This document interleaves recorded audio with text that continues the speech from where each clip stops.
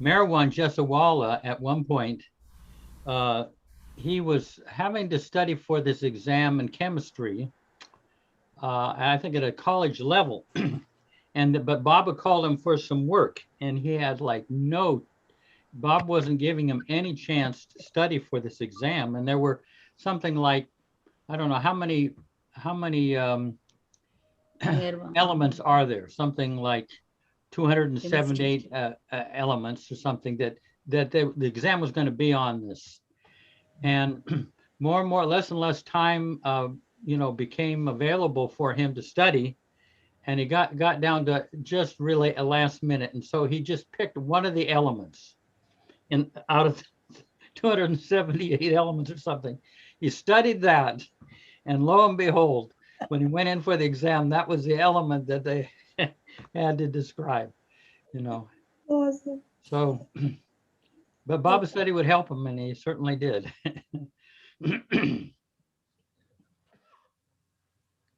Yeah, Too bad I didn't know about Baba consciously when I was going through school. yeah, yeah. I could have cheated my way through.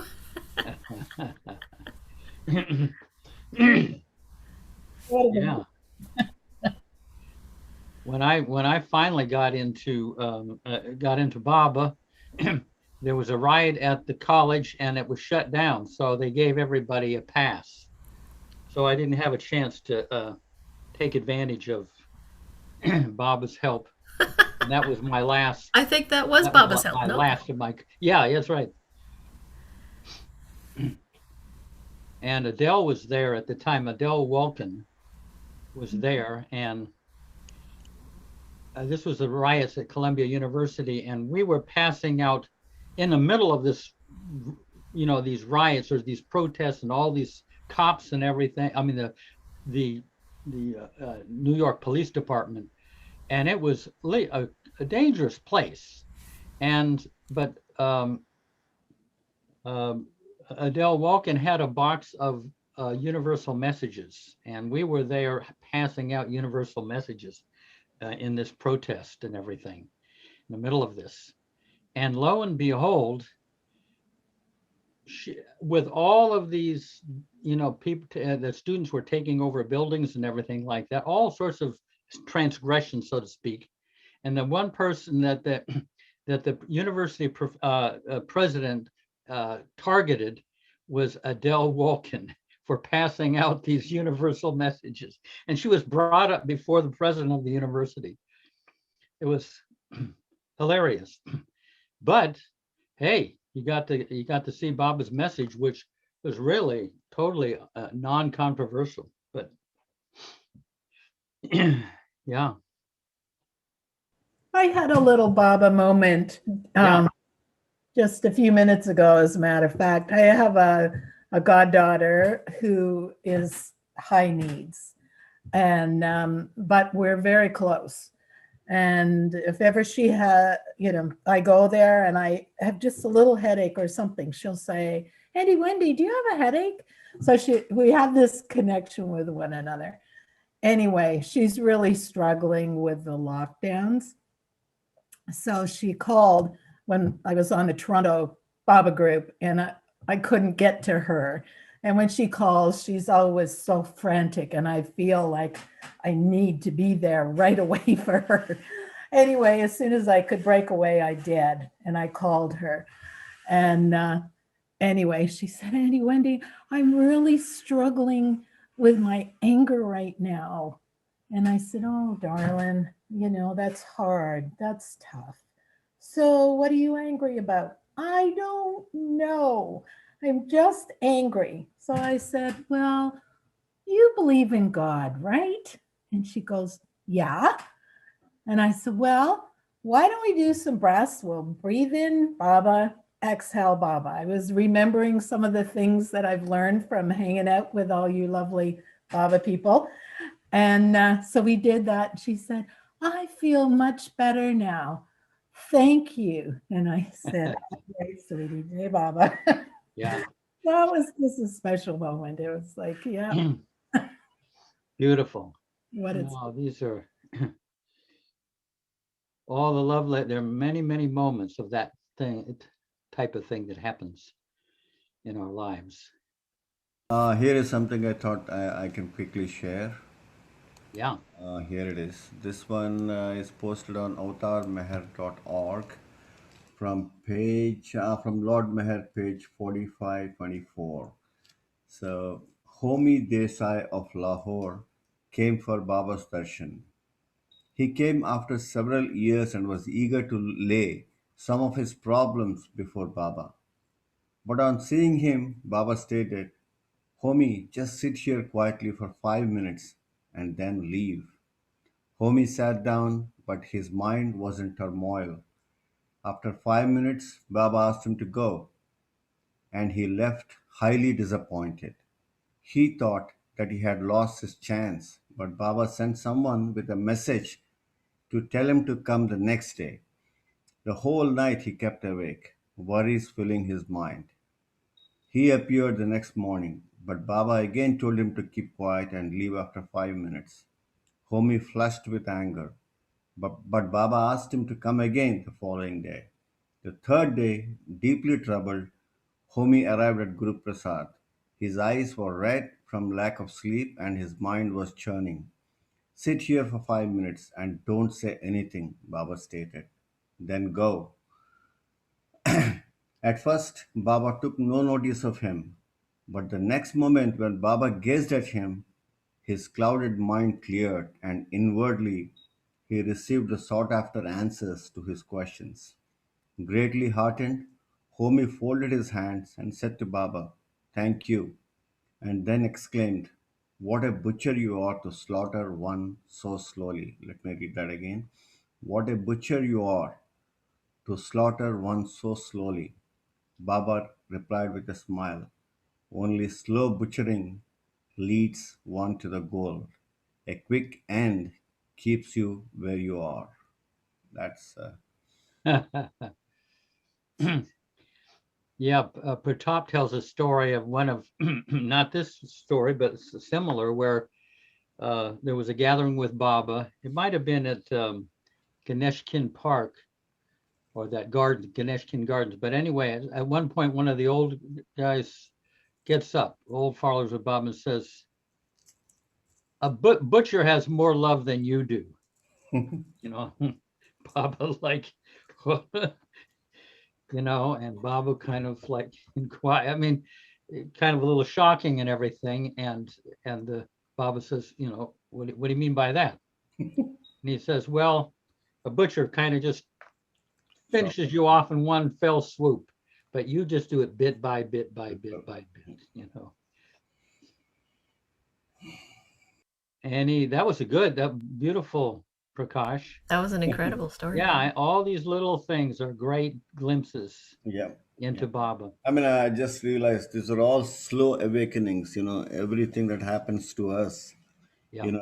A friend trying to comment on something which you don't like to listen to, and somebody, saying things that you may not want to, you don't like. I mean, all these are those little things that awaken us, and as long as we are sensitive to them, we can work our way up, I suppose.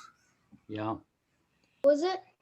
You remember that story I told about Baba on the steps receiving that family? Yes. Yeah, that was when that I don't know what his name was, but he kept looking at the lake and thinking of Baba, the lake where the gators are, and then one day Baba came and pointed right to it, just like he knew. Yeah, it was Darwin Shaw.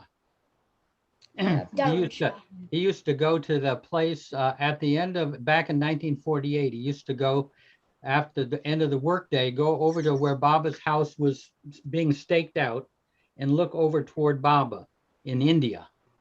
And he kind of felt Baba's presence, but he wasn't 100% certain that Baba was there with him. But then 4 years later, when Baba came, and Darwin came up the steps with his family, Baba pointed to that very place where he used to go and sit and think of Baba. And Darwin said, Baba, you're reminding me how I used to sit there and think of you. And Baba just went like this, you know. Yeah, yeah. Real, real bland response, you know. Yeah, I know. I was watching a video of Don Stevens, and it blew my mind because he was walking with Baba at Lower Meribad, and Baba pointed to a door, and he said, do you know what's behind that door? And Don said, yeah, it's Muhammad, the must. And Baba said, uh-huh. And he said, what do you think of him? And Don said, I think he's pretty strange. And Baba said, yes, he is. But then Baba said something that, I mean, it just blew my mind, because he said, yeah, when this happens to a must, when they have that experience, they actually have brain damage. So they are strange. And he said, but when they come back and they have a new body and they have a brain that works, where they're at and what they've accomplished or whatever, I don't know, whatever their experience is, then they can share it with the world when they come back. Yeah, they get a whole new brain. Well, what do you say? We have a few moments of silence here.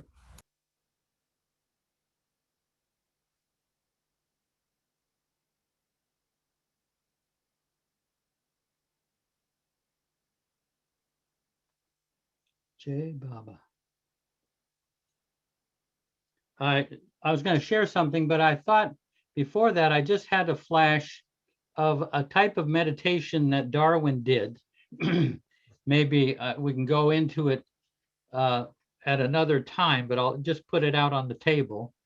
Bill and maybe Hugh remember, but Darwin used to do a meditation where he would think of those who were nearest and dearest to him.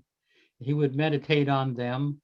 Then he'd go out, you know, to the neighborhood, the part of Schenectady that he lived in. Then he'd go to the whole city of Schenectady.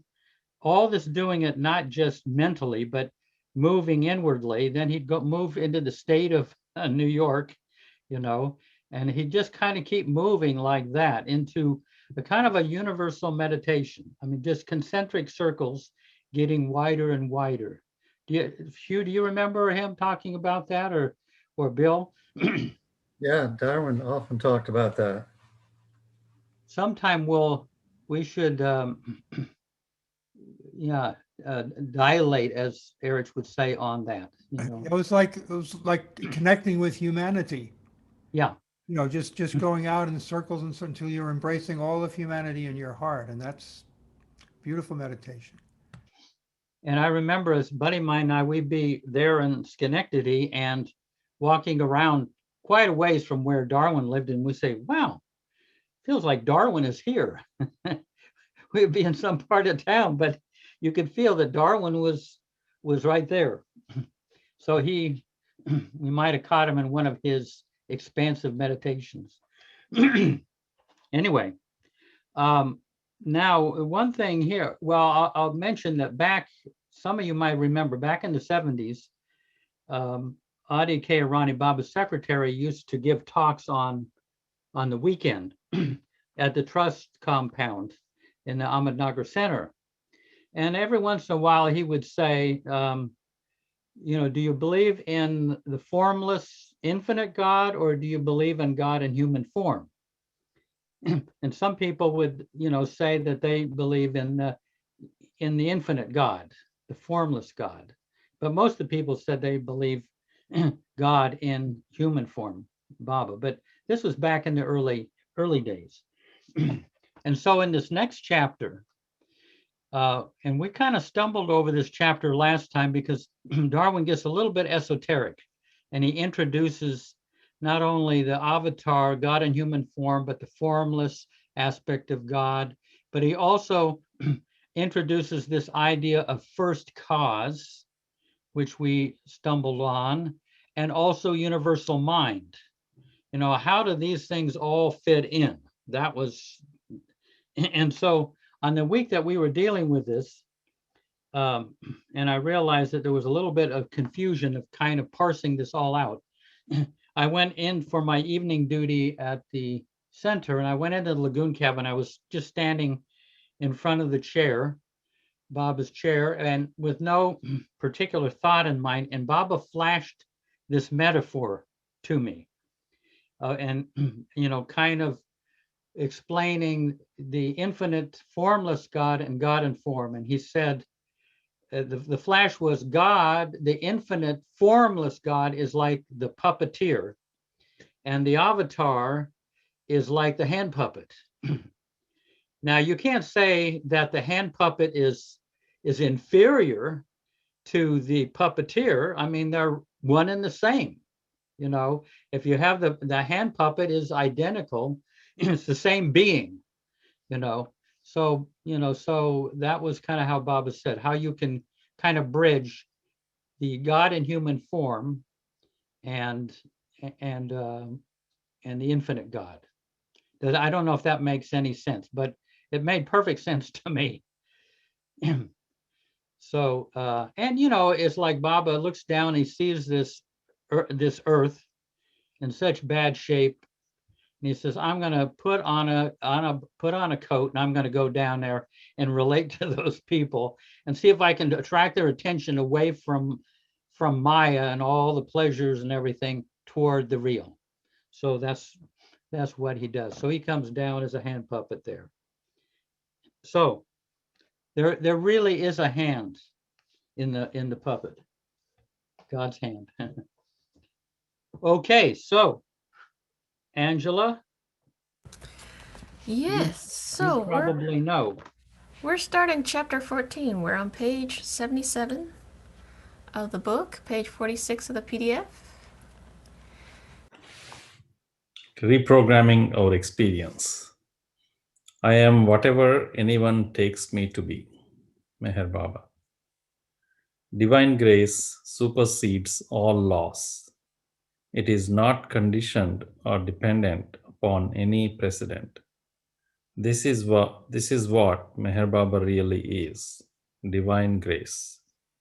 But we are in the habit of building limitations and finiteness into our consciousness. Through unconscious programming, stocking our subconscious with limiting beliefs, we have schooled our minds into limitations, and our minds have become tyrannical. Because of this, we put conditions on Baba's ability to bring about changes within us, and we also place limits on our own ability. All these limitations that we believe to be real are entirely self-programmed. We do well to keep in mind Meher Baba's words. All finitehood and limitations are subjective and self-created. We are engaging in such programming all the time, but for the most part are unconscious of it. Instead of being victimized by everything that comes along, we have to begin to understand what we are programming in our own minds, in our own consciousness, and discover where we can exercise the valuable use of faith and confidence. As Jesus said, and all things whatsoever ye shall ask in prayer, believing ye shall receive. Meher Baba has said essentially the same thing on various occasions, basically that whatever one thinks of deeply, one becomes that. And he has indicated that if you want to be free, you will become free. And if you really want God, you will become God realized. That is why it is important to be aware of how we are programming things, how we are imposing limiting paradigms on our consciousness.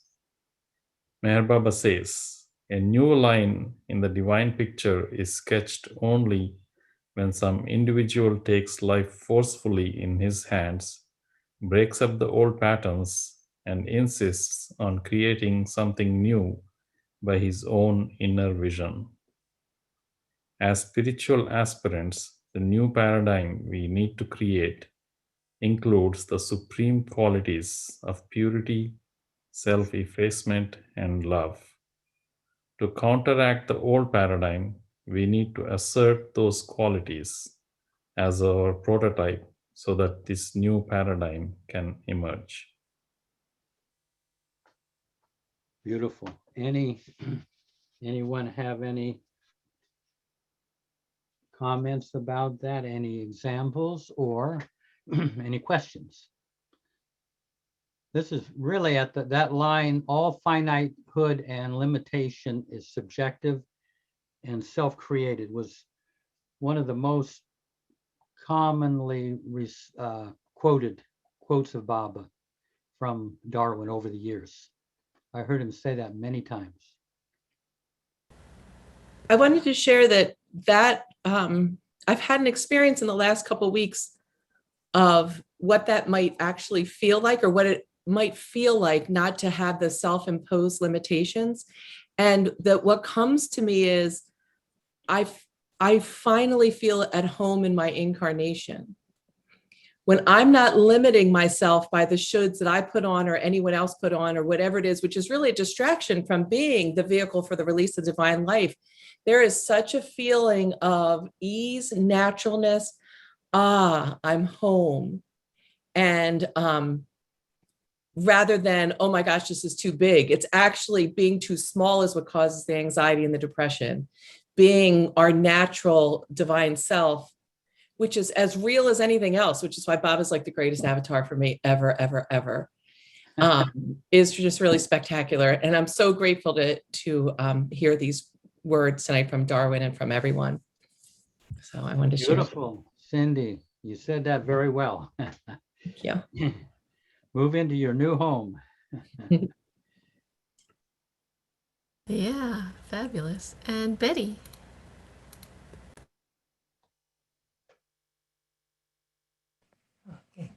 Okay, hi. So I really love this reading, and I've experienced some of this in my life. My life was very lived according to correct rules for a long time.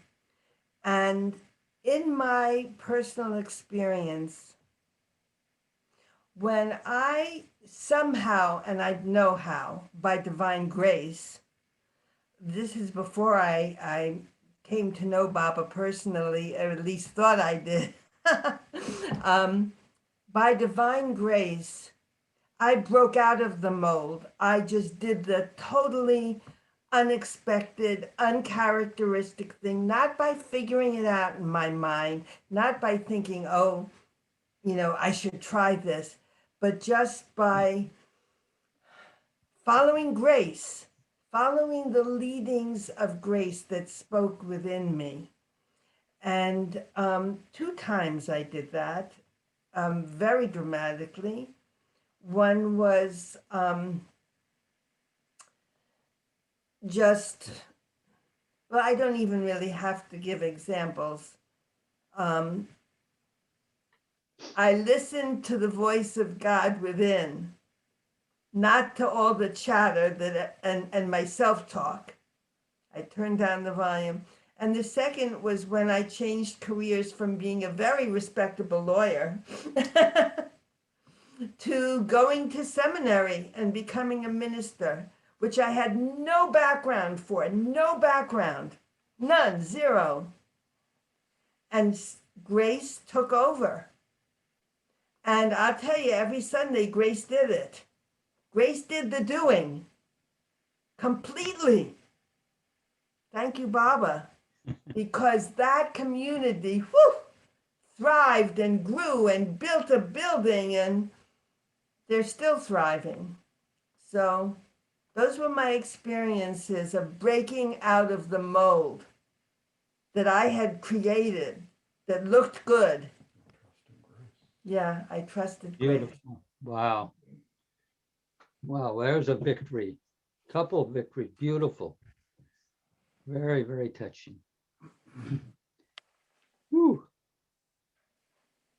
Very big. And Tina. Yeah, I was just wondering about that line about if you pray for something and you really believe it, you're going to get it. And isn't that what all those positive thinkers and Abraham Hicks and law of attraction have said for years? Is done Yeah. unto you as you believe. Yeah. Yeah, but you know, the one thing that is important about that is not to make your life better in the world, but I mean, ideally to to open up more to love. In other words, you can use that, and we're going to get into that. You can use that positive thinking for making your life better, or you can make that positive thinking for making you a more loving person or more devoted to Baba. So that's what Darwin would point out. There's Thank you. Yeah. Well, the idea of us perceiving God as a small thing, putting limitations on what Baba is. I had a great friend, Cynthia Connor, tell me one time she was in a cave. I forget where they went, some country. And they were going through the cave and they kept going and going and going. And somehow in the experience, what she received was that God's infinity was way beyond what she would ever understand. But it seemed to kind of break through for her some of the constraints that she had built around the size, the infinity of God. Where's that Tinkerbell? I also think that I heard Charles one time speak about how we create our own image of Baba. We create Baba in ourselves. And that, we have to come to the idea of getting rid of that image that we have created. Excuse me, and let it go. Because as we move into ourselves, the idea of God being much bigger than what we have conceived begins to dawn on us. So we have to be able to let go of the old image of what we think Baba or God is and allow ourselves to grow into something much bigger, if I'm making any sense. Thanks. Perfect sense. Yeah. And I think Shraddha may have found that quote. It's a beautiful quote from Baba. Do you want me to read the whole blurb that I read usually? Yeah, read the whole thing. This is a very good, valuable quote and very in keeping with what Darwin talks about. Transform lower self into higher self. Someone asked Hafiz what spirituality meant, and he answered in one ode. Unless you go against your lower self, you cannot unite with your higher self. Now, what is the lower self? That which makes you think you are small, that which makes you feel that you're not satisfied, not happy, that which makes others see you as small. So the meaning of going against the lower self is to transform this in quite the opposite direction. Be that which makes you look big and makes others see you as big. Remain pleased and contented, happy and satisfied. When you are displeased, unhappy, or upset and moody, it is your lower self asserting itself. People always put the blame for their dissatisfaction and suffering on others. But the fact is, when one suffers, it is one's own fault. Mansari became excited. She was angry and suffered. And she laid it all on Elizabeth, Norina, and Lucky. But if she had gone beyond the lower self, she would have taken it calmly, swallowed it, and remained unaffected. If you are firm, nothing will upset you. If you try, you will surely have it.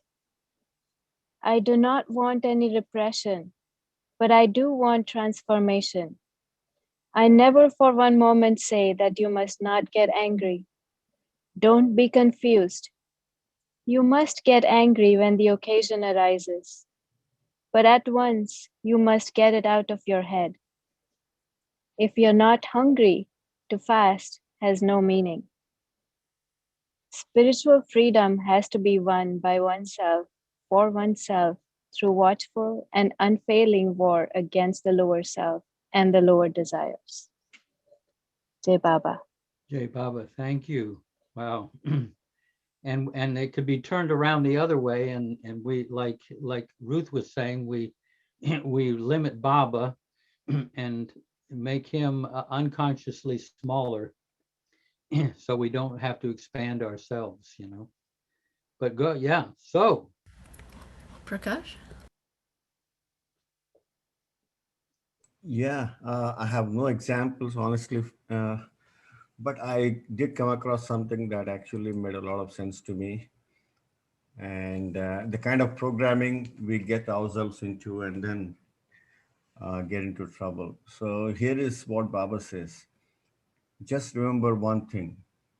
Think only of my will and don't think of pleasing others. If you keep my will, and if in doing so the whole world turns against you, you should learn to ignore it. The whole world is within me. Everything will be all right if you only think of my wish. So what I liked here was and the kind of programming we end up doing by trying to please others, and that may lead us into doing things that our heart may not be fully cooperative. So I think that's something at least I should remember. I mean, I have a long way to go, but I thought that can help us. And I have no concrete examples here to narrate, but I thought I'll just quickly yeah, share. beautiful, Prakash. No, we all have thousands of examples in ourselves, I'm sure. Okay. Meher Prasad? Yeah, I thought I'll share a small story that Iruch said once. Many of you may have heard that, but I'll say that anyway. In this section, there is one line that says, "Whatever one thinks of deeply, one becomes that." So Iruch said this story once, where a master is sitting and he's giving this. He's telling everyone that repeat God's name and you'll become that. And one person is sitting in the audience, is listening to all this talk, and he's getting frustrated, and he gets up in the middle of the talk and he says, "Sir, you keep saying, repeat God's name and we'll become that. Do you mean to say that if I sit here and say bread, bread, bread, I'll become bread?" So master says, "Shut up, you bastard, sit down." And then this guy, he is shocked because the master is very revered and respected person. He didn't expect him to utter profanity, and that too on him. So he is like, first of all, he's shell shocked. So he sits down without saying anything. But as he thinks, he's getting really, upset inside. And the master keeps on, going on the talk. And after some time, he cannot hold himself anymore and gets up and says, "Sir, you didn't answer my question." And then the master just ignores him and keeps on going. And then he's even more insulted. So he sits down, and this is basically a second insult, because on top of the first one, the second one is even more, because there was no response at all, as if it was not noticed. So he's now, at the top of his, at the very brim, and he cannot hold it anymore. So he gets up and, "Sir, I'm very upset here. You didn't respond to me." And then the master says, "So what did I do?" He says, you don't remember what you did? And the master says, no, what did I do? He says, you said this word, the bastard word, and you just, for just one question I asked, you made me, insult like that. And the master says, oh, you felt angry and insulted about that? And then he said, yes, of course, that you insulted me just for one question, one simple question. And the master says, oh, if just the word bastard made you, generated those kind of feelings in you, just imagine what God's name will do. That's the Beautiful. Wow. I don't know if I got the full story correct, but that's the gist. That's, yeah, beautiful. Wonderful. That's infinitely more powerful. So, shall we go on to the next? Programmed suffering. In some ways, we are our own worst enemies. We tend to unconsciously program negative suggestions, thus dissipating our forces without realizing it.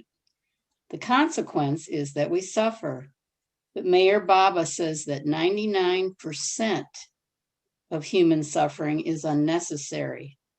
He goes on to say, through obstinate ignorance, people inflict suffering upon themselves and their fellow beings, and then, strangely enough, they ask, why should we suffer?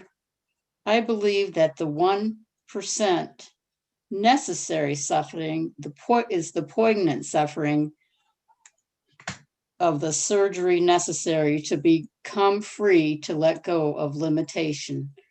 Our self-imposed suffering persists because we do not trust God and turn everything over to him. In Mayor Baba's My Wish, where Baba says, when you suffer, think, Baba wants me to suffer. I believe that he is telling us to turn away from our self-programming and be open to God's plan for us, his programming. It is not that Baba wants us to suffer, but that he wants us to put our focus on him as a way of stopping the cycle of unconscious programming.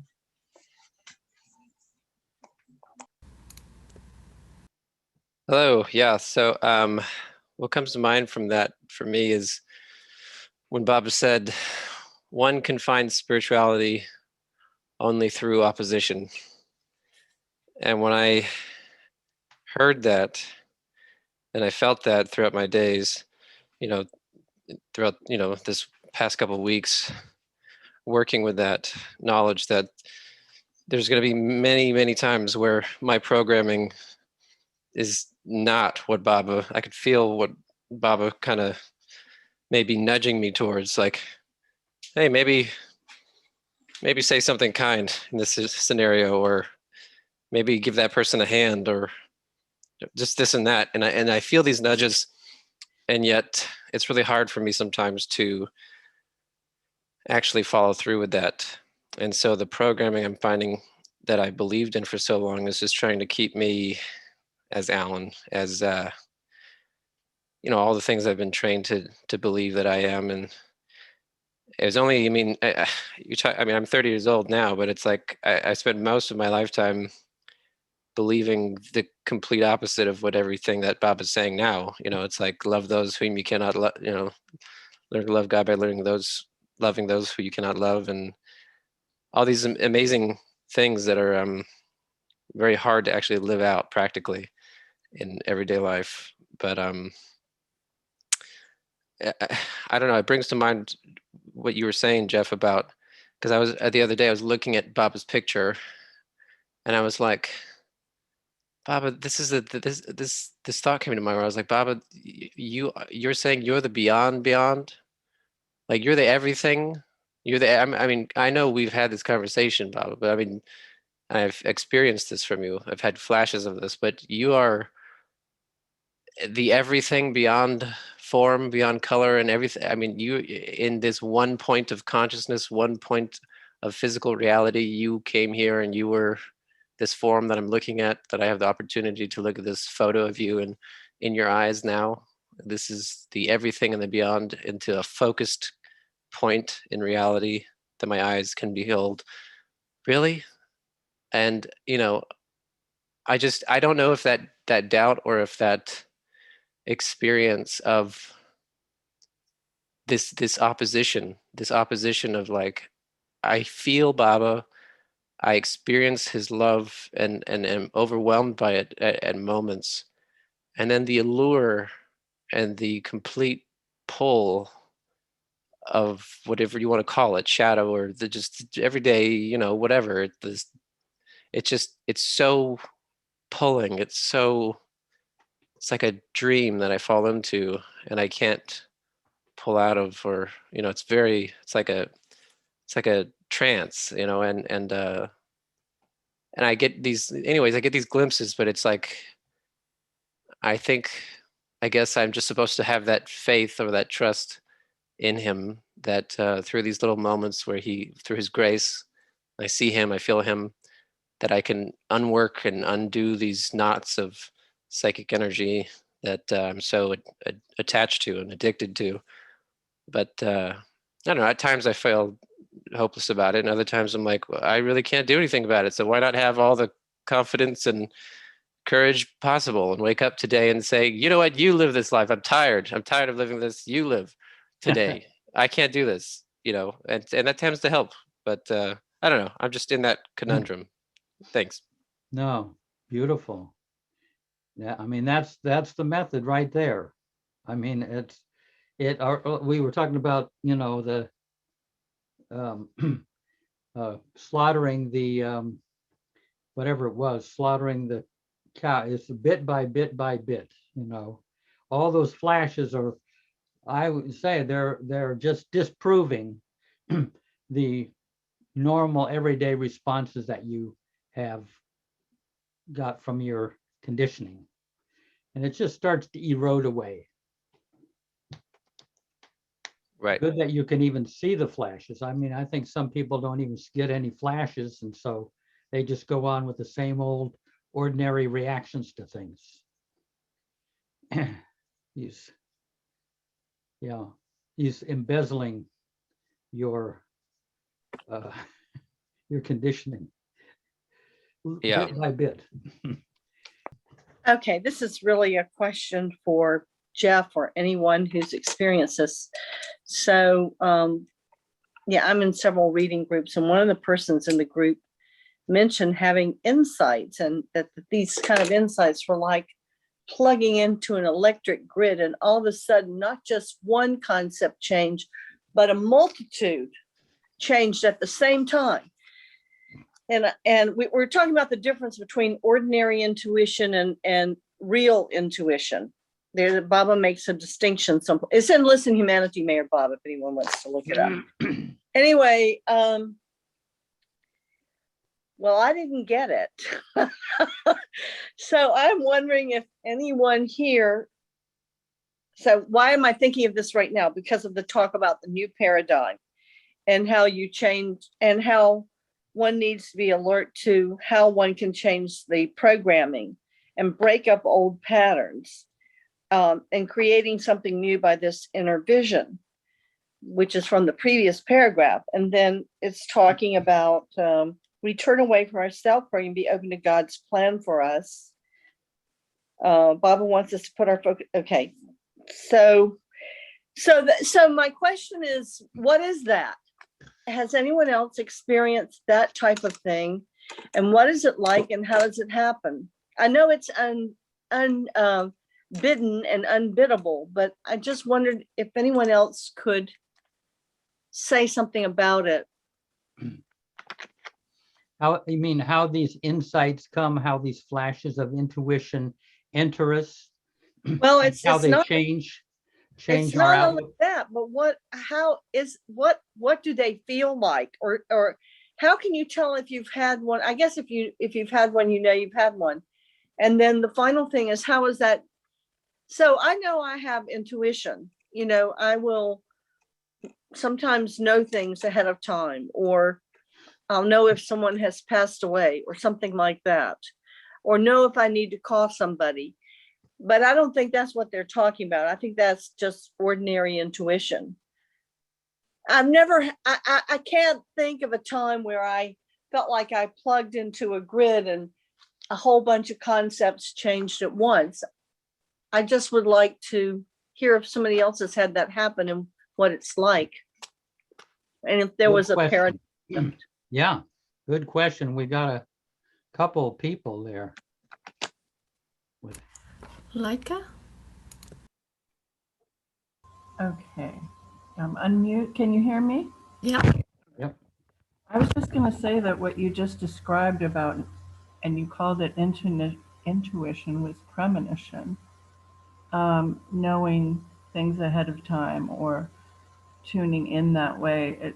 I suppose that's a part of intuition, but I think when you have okay, I'm just going to talk from my experience. Never mind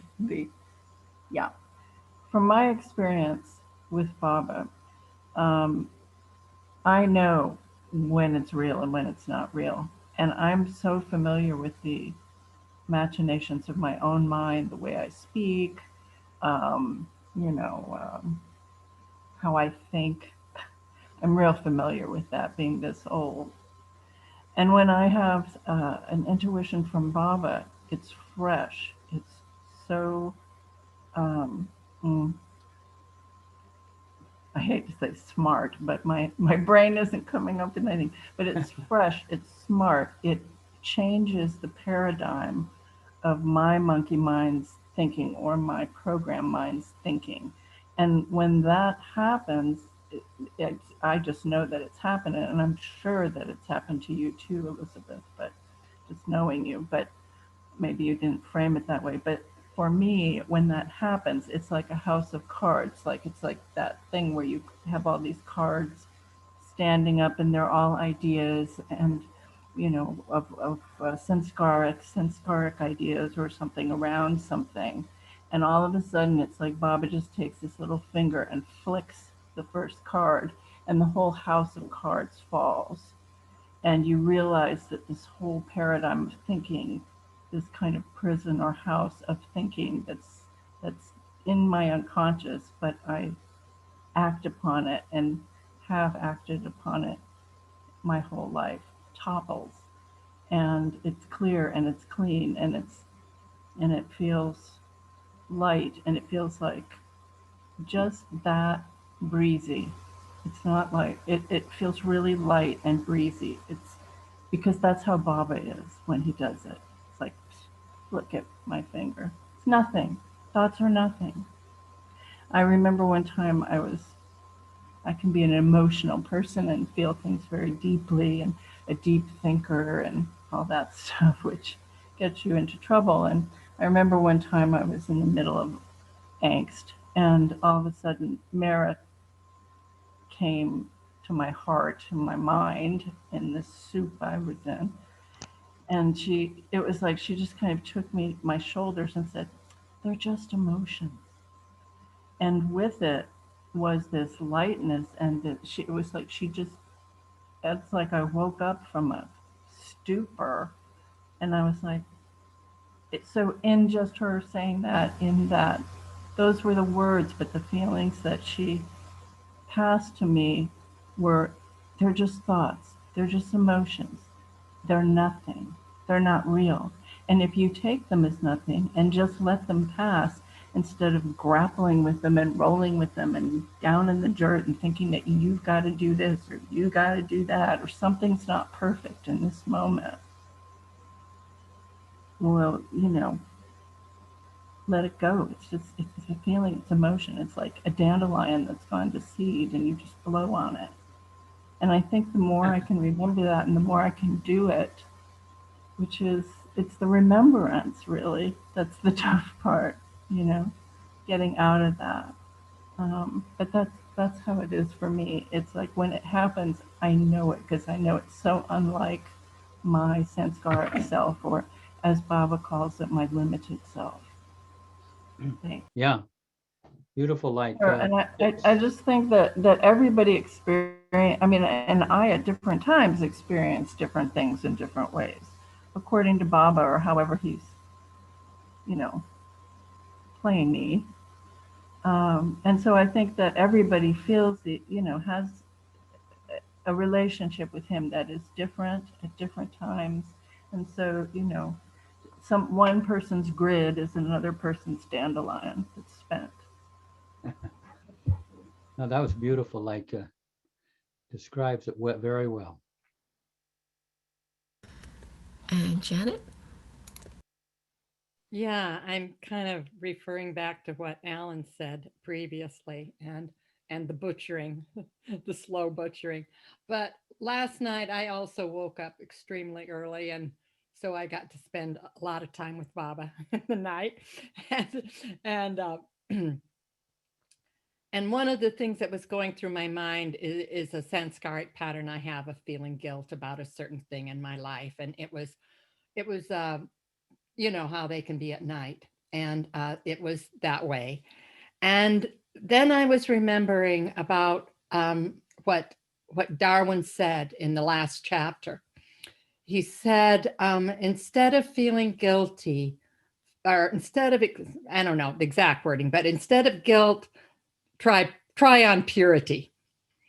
And so it's one of those things that I think Like is talking about too. It's a more revolutionary shift.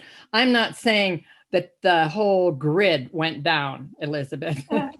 I doubt that the grid completely went down. I mean, or all the dandelion things went off. But it was more like the slow butchering thing.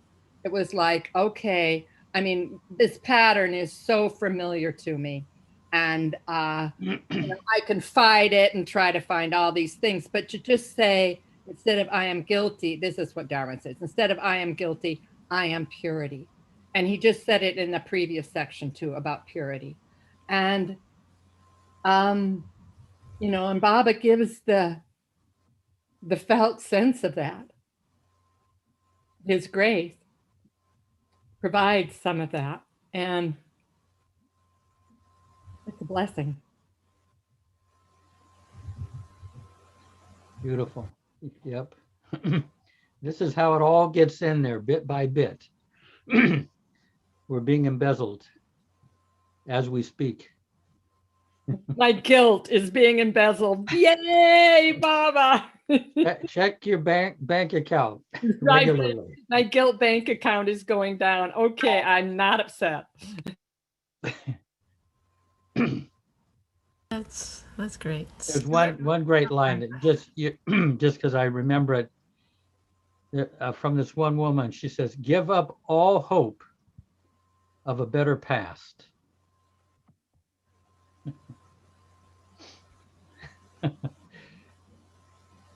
Okay. Stuart?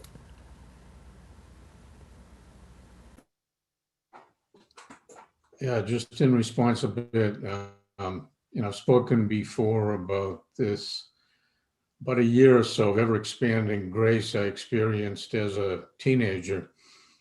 And every night before going to sleep, I'd have this inner communion with God. I had to ask him, "Are you?" And he let me know.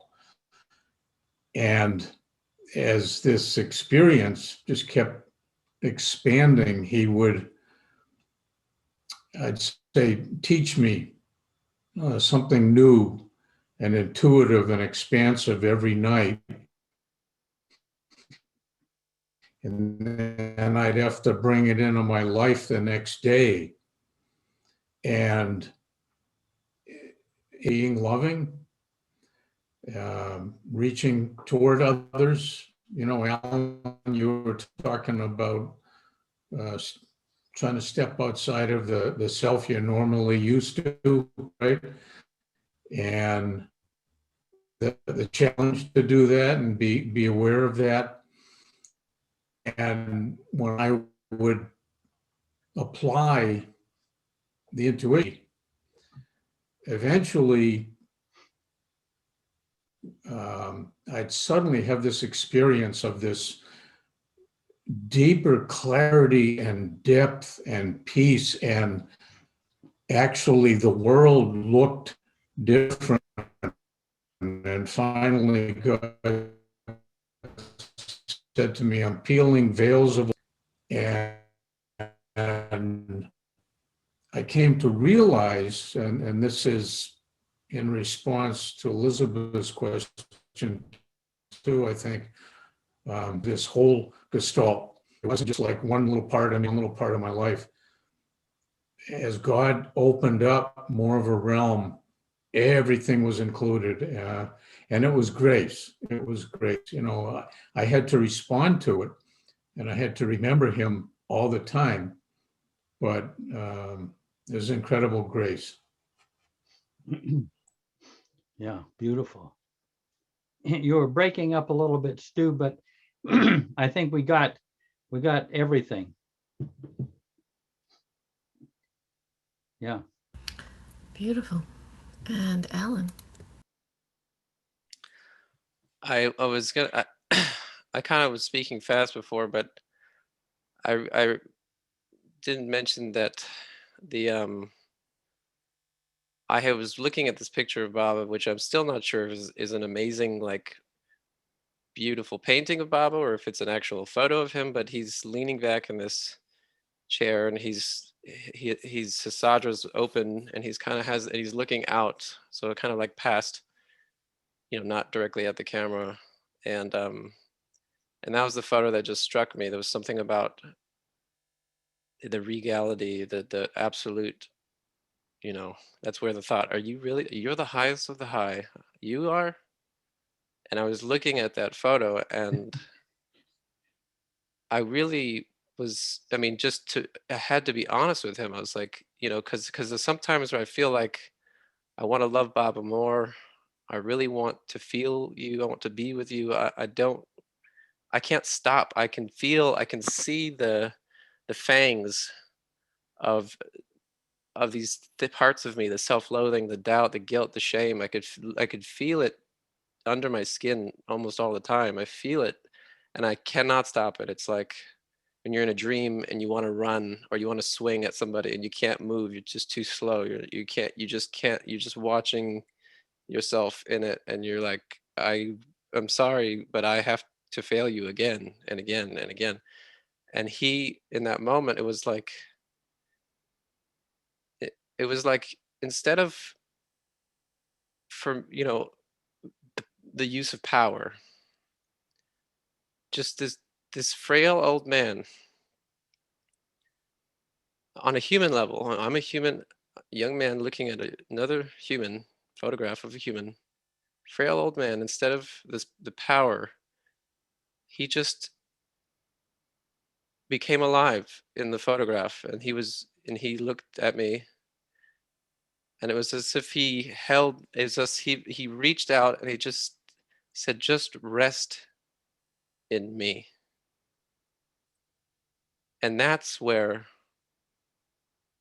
Elizabeth, when you're talking about all the worries, all the levels of all the worries and thoughts and all the things I'm trying to be and do and see, all of that was just for a moment was lifted. And that's what I mean by grace. It's just, there was nothing I wanted being with him except there was no want, there was no thought. It was just with him. And that's really, truly what I really am. I have died and I will die again and again and again and again and again so that I can be so I could just be with him and serve him. I'll do it. I would just go again and again and again. And I have to be where I am here now. That's kind of what he was saying. You have to be here where you are. And it's so perfect. And just rest with me for now. It was like taking a short break from all of this. And I'm so very tired, but I'm also inspired that those moments come and go. But for me, that I don't know if that's intuition or what that is. I don't even care. I really just want to be with him. And I don't even know. It's not even a grief. It's like a victory, you know. It's like my heart breaks. And I love that quote. I've been thinking about it, Jeff. That quote where you said Mother Teresa or somebody said, "Dear God, please break my heart so completely that the whole world falls in." And I've been thinking about that lately. So yeah, I just wanted to share that. Thank you. Beautiful. Very touchy. Wow. You're going to tempt Baba with that kind of feeling. You're going to speed up the process. So amazing, very moving. And Prakash? Wow, Alan, so touching. I mean, after that, I don't know what I'm going to say. But, I'm just trying to listen to what Elizabeth said. And I had a quick thought, and the transformative intuition that Elizabeth is talking about that someone had. I guess, if you get that kind of awareness or inspiration, it might lead you to engage in fruitful actions. After all, we have to act all the time. So if I get inspired, obviously not to engage in things that I've been always patterned to think. And this time I'm saying this wisdom which I have obtained or gained would help me engage in actions that are fruitful and perhaps looking at things in a different perspective altogether. And that can be pretty transformative. And hopefully that will obviously make people feel peaceful and calmer. And the actions that one can perhaps engage in after, getting this transformative vision can be anything. You have a talent for singing and, music and reading spiritual books and so on and so forth. And now suddenly your focus turns into such kind of things, and your activity is more now in such areas which you feel, lighter and better. And that can be pretty transformative. And maybe something like that happened to this gentleman or whoever talked about this kind of, vision that they had. I just thought I'll share what I got in my mind. Jai Baba. Yeah. Thank you, Prakash. This past Friday, I had an incredible experience, which I have been never expecting in my life, because I have plenty of programming and plenty of the mechanical thinking. And I have wanted for decades to be able to forgive some individuals for insensitivities and the kind of things that we're all encouraged to forgive those who have trespassed against us, as Baba says, and ask those who we've trespassed against to forgive us. And I had an awareness. I've heard this expression said to me many times: you're in your story. Let go of your story. You're in your story. Let go of your story.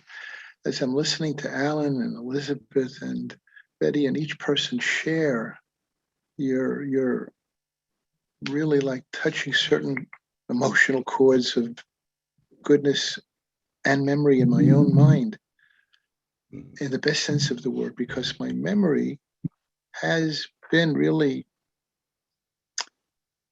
the echo of the past so much. So to really say it in the simplest, clearest, quickest words, I realized I've been in a story for a very, very long time. And that story is related to my thoughts that are projecting a lot of misconceptions on various individuals. I got it. I got that my story connected to my feelings and my thoughts about judgments, about why did this happen? Why did you do that? I don't know. And I got it that I don't know. And all of the projections, all of those thoughts about the reasons had nothing to do with anything that probably had anything to do with any reality. I say probably because what happened was, all the words are simply saying, I finally became aware my story is a total fantasy of what I thought was so. And what I thought was so was just the mind spinning in that same old mechanical thinking over and over and over again. And it's like there was this like little blocks when we were kids, and you put 9 blocks on top, and then something fell and they all toppled over.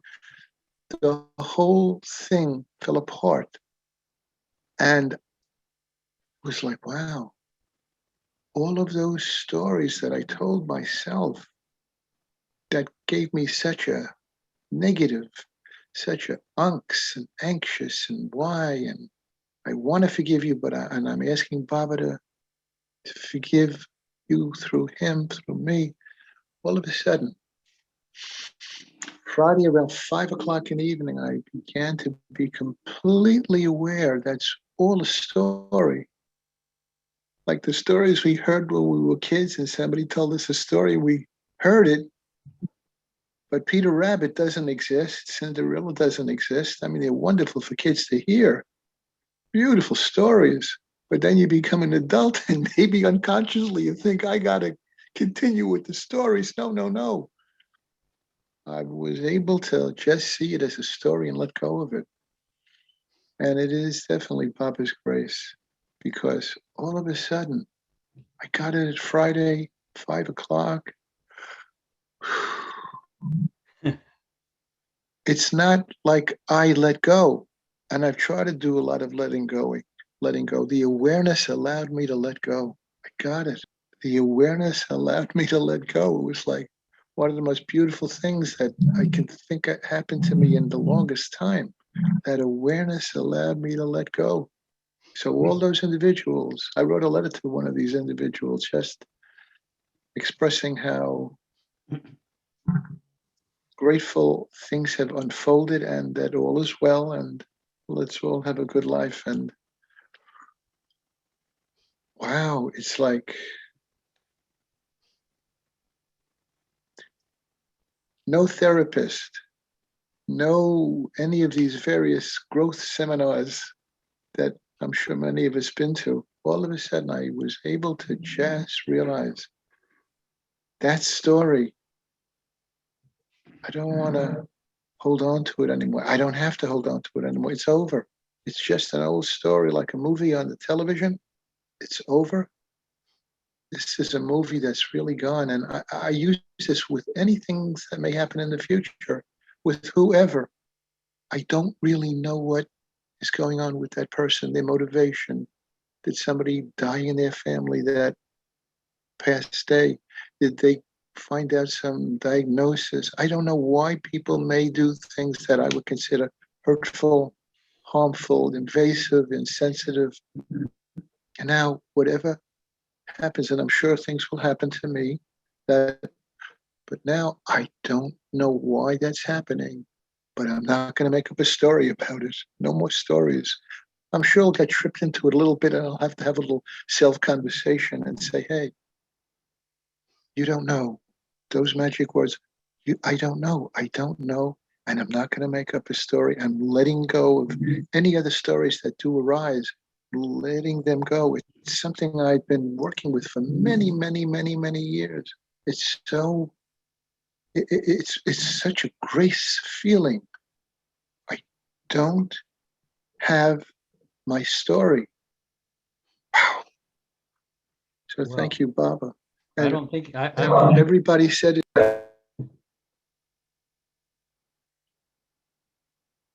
I guess we can't expect to read your autobiography now. After this. Well, we lost a good autobiography, folks.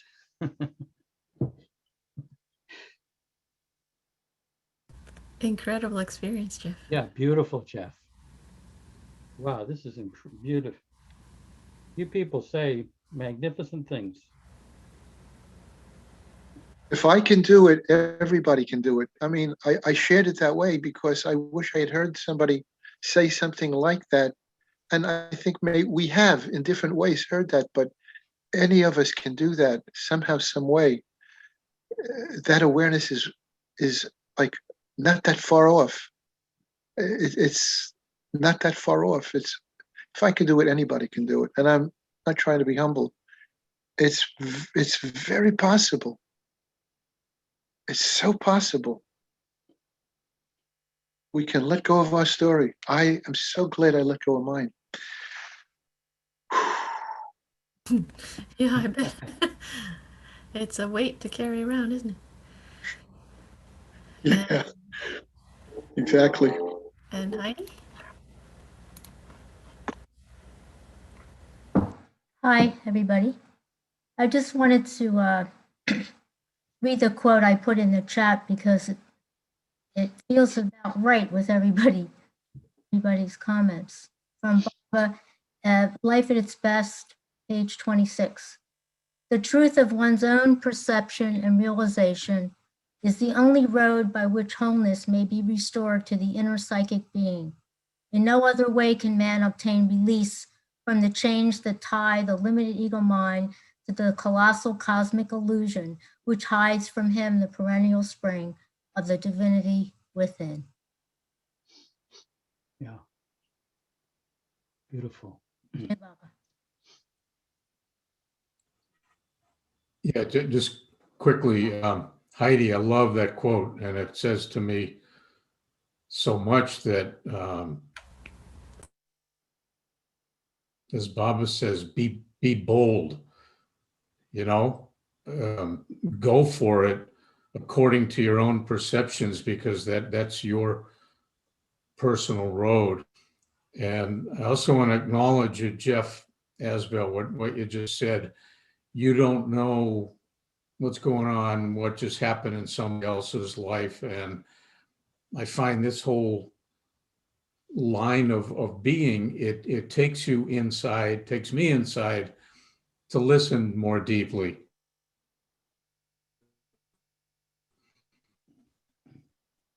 And try to reserve judgment. Life is not personal in a sense. That people don't necessarily do things to harm you intentionally, Yeah.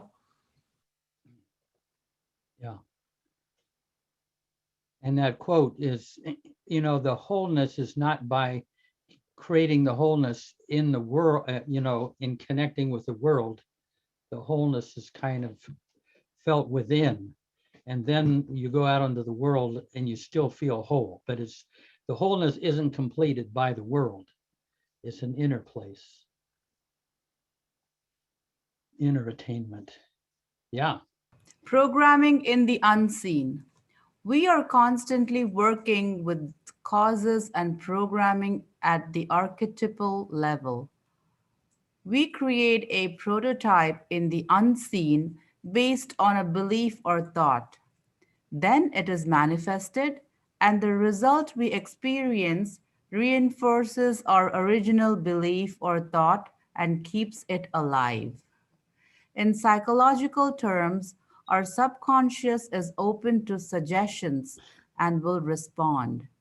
In archetypal programming, the response is that the universal mind, working through our subconscious, goes ahead and manifests the suggestion as if it were a command.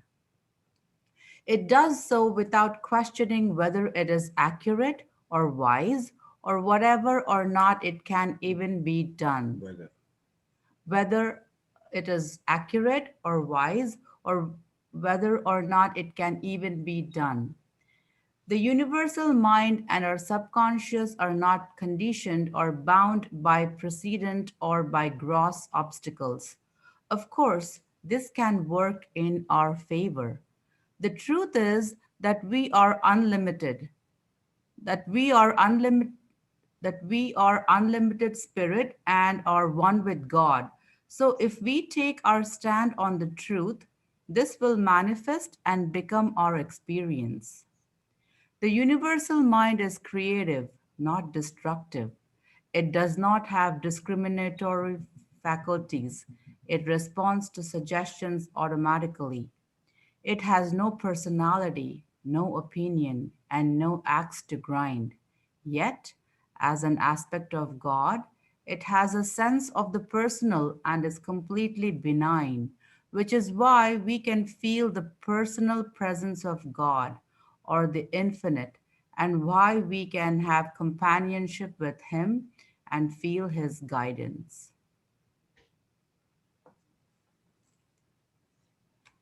This is a very, very difficult section to comprehend. So don't feel bad if you don't quite get it. But any questions or any? I mean, Darwin used to give an example of it where a hypnotist, a hypnotist can play into your universal mind, so to speak, and it can have you up on a stage and tell you that you are a rabbit and get you to hop across the stage. That's the suggestibility at the deepest level. So it's really, Darwin is talking about using that suggestibility for our spiritual development, for deepening, not just using it, or not even using that suggestion to be famous or successful in the world, because it can do that as well, but to use that only for drawing closer to Baba. And that's the universal mind is there, and it can respond. But this is it's a very subtle thing, and hopefully we'll get someone can explain it and get a handle on it. Maybe Janet Jacobs. Over to you. Well, yeah, I got it. I got it handled here, Jeff. I thought everybody else would need to know. But I'm wondering if, like, going back to page 78, the first sentence of the last paragraph of that first section, as spiritual aspirants, the new paradigm we need to create includes the supreme qualities of purity, self-effacement, and love. To counteract the old paradigm, we need to assert those qualities as our prototype so that this new paradigm can emerge. And so I wonder if I'm understanding correctly then, that this is the programming we can put into the universal mind, put in the programming of purity, self-effacement, and love.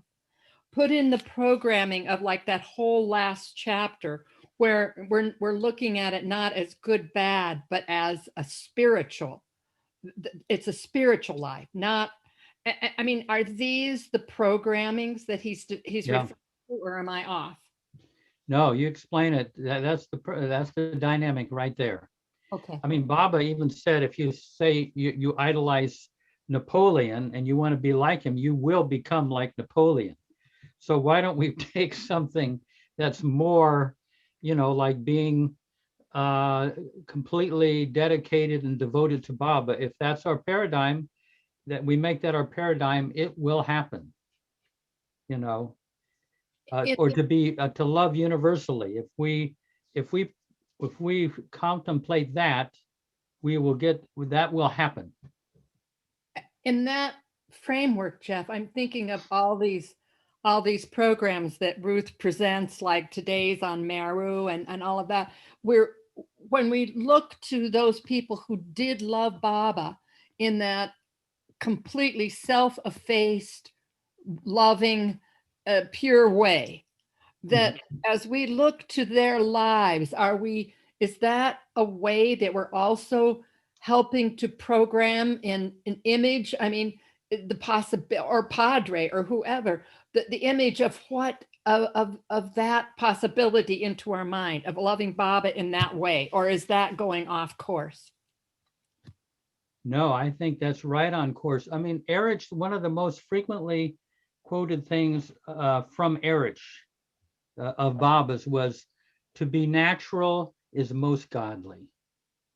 He didn't say to be spiritual is most godly, to be successful in the world is most godly, to be natural is most godly. And the Mandali embodied that naturalness. And I mean, you can't, I'm just my opinion, you can't go wrong with longing for that or programming yourself to be natural, childlike, more innocent, you know, that there you're doing yourself the greatest service and coming in line with how Baba would like us to be. Now that's just my opinion, but that's kind of what I gathered from the Mandali. And I just to go on to say that you know, before I went to India, I thought the Mandali would be these spiritual giants. And, you know, when I met them, you know, they were like my favorite aunts and uncles. They were just natural. And seeing that naturalness, because I thought I might have to be really way up high spiritually to hang around these people. And I saw them, I think, hey, I can do that. I can be natural. I can have a sense of humor. I can be generous. I can tell stories. You know, it was all doable. To be divinely human, I guess. That is a beautiful thing to have your sights on. And I think that your subconscious or your suggestibility, your universal, the mind will bring that about. That's my conviction.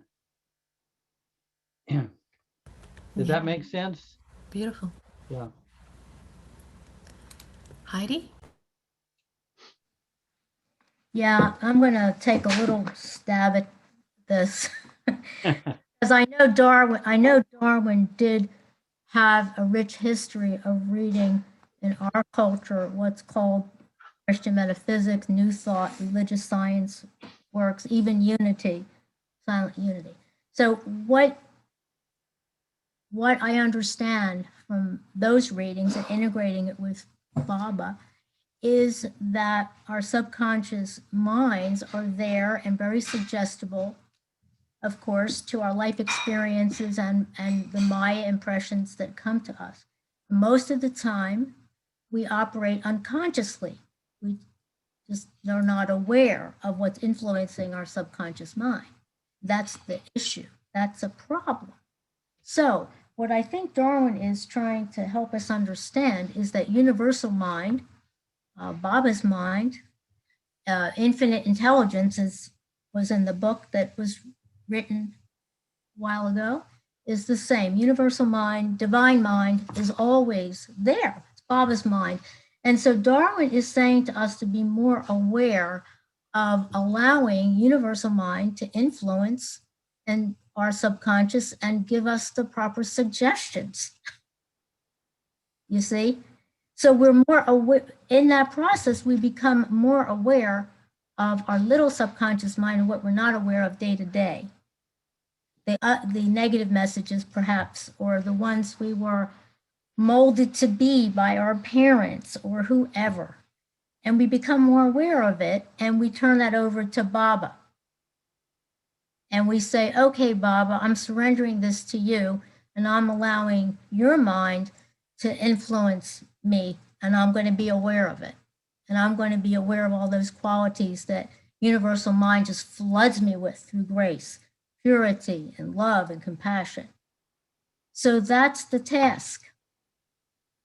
This is why I love Darwin. It's why I always will love, in our culture, Christian metaphysics and New Thought. And Darwin read all these writers. I know he did. We've talked about it a little bit, Jeff, but he really integrated it in Effort and Grace. He really, this sentence right here does it all, and then I'll be quiet. Here it says, in psychological terms, our subconscious is open to, quote, suggestions and will respond because the subconscious mind responds to anything that it comes in contact with. So we might as well be aware of, right? We might as well be in charge of it. further, and he says, in archetypical programming, the response is that the universal mind working through our subconscious goes ahead and manifests the suggestion as if it were a command. Whew. Yeah, beautiful. Yeah. That's incredible. That's heavy. That is, but that's a real nice little metaphysical trick that we can use to reset ourselves, I think.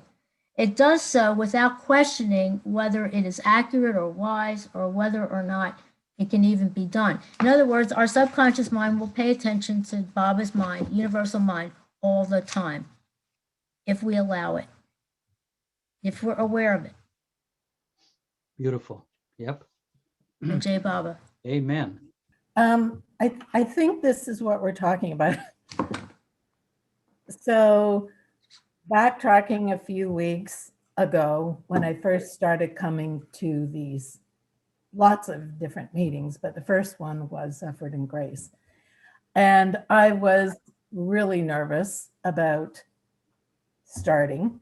And that was my own stuff. I thought, oh, you know, I don't know a lot of you people. I don't have that Myrtle Beach connection that everybody else has. And then I went, okay, Wendy, you just finished asking Baba to present you with some community so that you would not feel so lonely and so isolated, you know. Then someone tells you about Baba Zoom and you're going, oh, I don't know, you know. And I thought, no, don't do this, Wendy. This is just an old program. Don't stop yourself. So as the weeks have gone by and the sharing, like, honest to goodness, like, it moved me from, you know, being so, oh my goodness, how am I going to make it through this, to feeling part of a community. And so I'm not sure if that kind of fits with, but that is saying to me that you get a belief in there and sometimes you shoot yourself in the foot, which I have in the past. So this time I took that leap of faith and went, you know what? And I felt totally welcomed. You know, I don't know most of you, and it doesn't matter. We all have the same longing to serve Baba, to love him to our very best. And when I listen, you know, all of us talking from our hearts, that longing, oh my God, like the lottery. So I don't know. That's my take on this. Think, you know, don't let your mind get the better of you. Leap, and you know, he'll catch you. Yeah. Anyway, Beautifully described. Beautifully described. There it is, right there. A suggestion and a suggestion. Here's the fulfillment.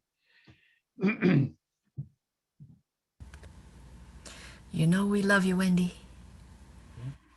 And Janet? Yeah, this is just a quick question. So Jeff, when Heidi's reading that part again about archetypical programming and the universal mind and the subconscious and tuning into the universal mind, I'm wondering if there's a correlation between the universal mind and those qualities that you talk about of the deeper heart, like gratitude and humor and all of those. What do you call it? How do you? The divine qualities that come right from Baba. Divine qualities. That is that part of the universal mind, or am I? Well, yeah. I mean, I guess you could say that. I mean, you can't separate all those things out. I mean, they call different aspects, but they're all just a fusion. So one aspect of that God is power. Another aspect is bliss. But they're really just all fused together. So it depends on what door you knock on, what aspect of God that you that you hear from. So like you could knock on the compassion door? Yeah, if you knock on a compassion door, I mean, that I'm sure compassion is all under or interfused with the universal mind, but it's also fused with the ocean of love. It's all also fused with infinite consciousness. It's all kind of one thing up there. Down here, it gets refracted into all different colors. So there, it's all part of the puppeteer. And, Yeah. and okay. Yeah, now, talking about these suggestions, I mean, here's one that I feel confident of, and I got this from Mara. If you say, some people, some Baba people, they want liberation. If you meditate on liberation, you may get liberation, and then you're out of here. There are other people would like to be here when Baba comes again. If you focus on that, Baba will bring. I mean, I rather think of, I don't kind of relate as much to universal mind. I just go right to Baba, who is the universal mind or whatever, who has. But if you want to be here when Baba comes again, you focus on that and be with him physically, that will, that will happen. In fact, Eric said, I would come back, I would go and do another 1,000 years just to come back to be with him as a mangy dog. But what I mean is that the Mandalay weren't interested in realization. They were interested in being with Baba as long as they could, and as long as they could stay in creation and be of service to him. I just say there was one guy named Pleader who came to Baba, I think in the early to mid 20s, and he wanted God realization. And Baba said he would give him realization, and Baba put him in the post office room, and he did all these austerities, and he could only drink milk, and he was secluded for a long time. And then, he was one of the Mandalay, and eventually he made it to Bombay. And then in 1938, he came to Mehrabad, and he's saying, Baba, all these years have passed by. Where's my God realization? Now, at that very moment, up on the hill, Pendu was in charge of putting the second floor on the what was it, the water tank, and he was working on what became the future tomb. So he's working like crazy, and he comes by, and Baba says, I'm in the mood to give you anything, Padre. What would you like? Nothing, Baba. And he goes on. So there's one guy that wants his God realization, and then here's Pendu, who doesn't want anything. He wants to just go on serving Baba. I'm serving you, Baba. That's what I want to do. But I think a lot of this is in our hands and Baba's hands. And I think it's well worth thinking what kind of, not just what kind of future life you want, what kind of life do you want now? And it can be brought about with using what Darwin was talking about. Appealing, making these suggestions either to Baba or to Baba's universal mind or to the formless God, whoever you want to make those suggestions to, and they will come about. It's that sentence, the universal mind is creative, not destructive. Not that part, though. It does not have discriminatory faculties. It responds to suggestions automatically. It has no personality, no opinion, and no axe to grind.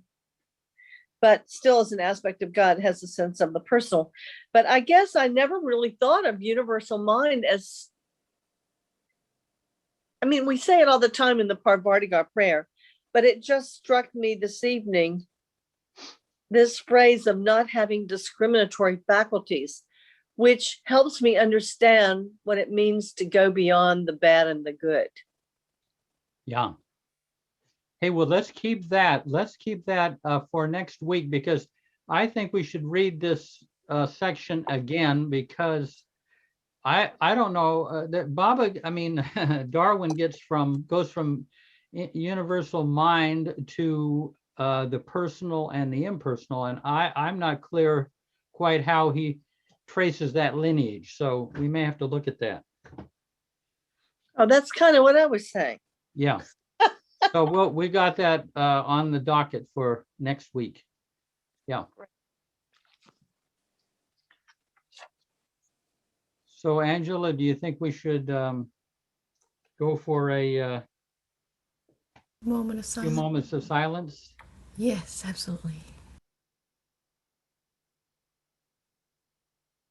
Jai Baba.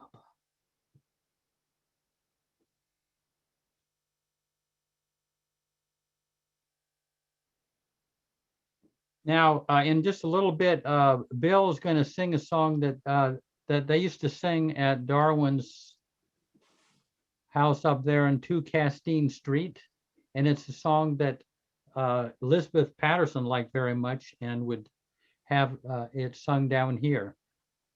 And then, if anybody wants to stick around, Stu is agreed to lead us on heart-centered meditation. It's very is short, but it is very rich and deep, and it kind of extends beautifully from these meetings. So yeah, Bill. Ready to go, Jeff? Yeah. Song of the Soul. And if you're muted, please sing along if you know the song or want to dance. The Rosalie asked for this song last week.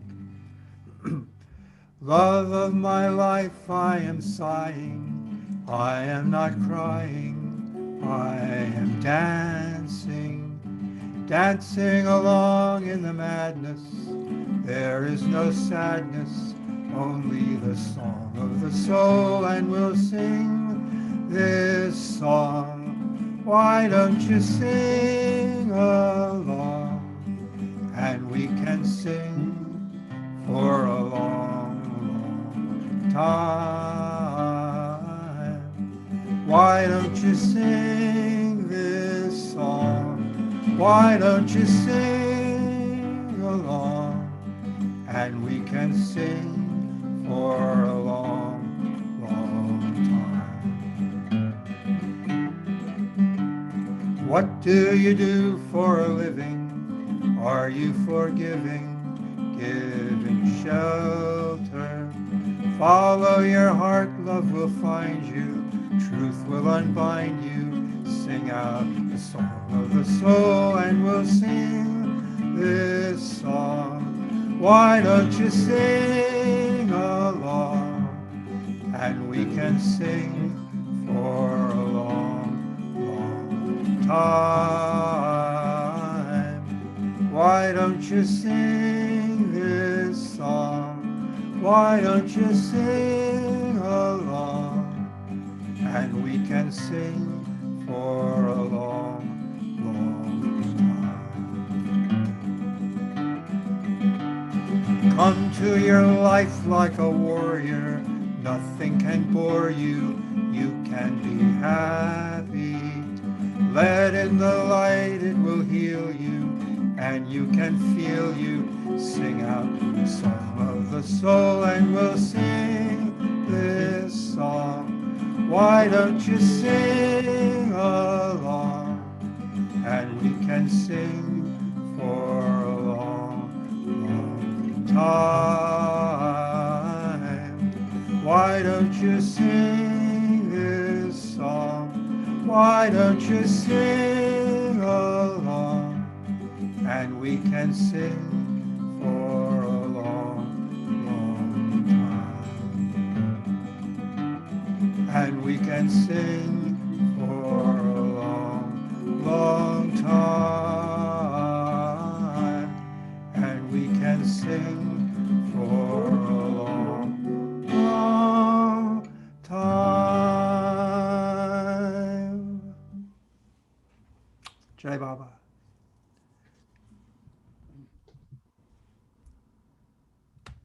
Yeah, thank you, Bill. Yeah, that was sung even down at Elizabeth's Church downtown, the Methodist Church. Any, before we start with Stu, any any other anything that comes up? I'm going to try to get Nashawinalavala to share again. This time he got up to his teenage years with Bob, so he's got a few more years to share in part 2, and his communications with Bob. So that should be very interesting, but I haven't got a hold of him yet. Chris Williamson is the woman who wrote that wonderful song. Yeah. And we've been exposed to her because she was like a rock star in the lesbian women's movement in the 70s. And we just did a cruise with her in 2019. So she is still singing from the soul so beautifully and has a huge repertoire of Baba-like songs, even though she's not a Baba person. So I just thought I would share that little factoid with y'all. Beautiful. Yeah. Well, her song has been not only sung at the center and everything, but sung at the tomb many, many times. Baba's tomb. So I remember singing it with Cliff in India in that little room. That's why I know the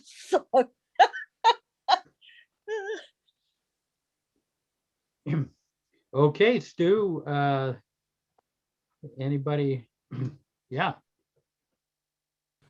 Okay, so a couple of things. My signal seems to be unstable, maybe like me.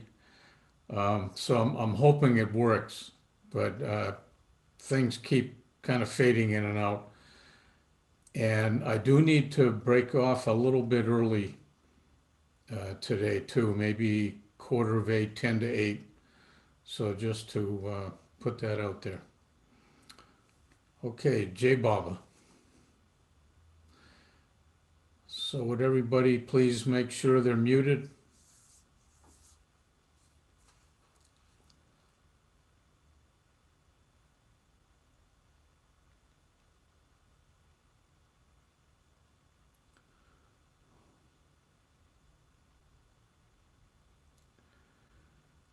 And breathing into your belly, just settle into wherever you're sitting or laying.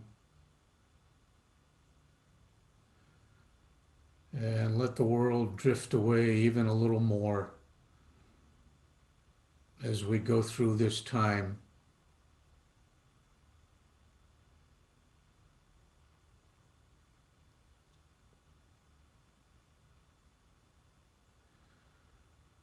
And bring your awareness to your heart and your heart center.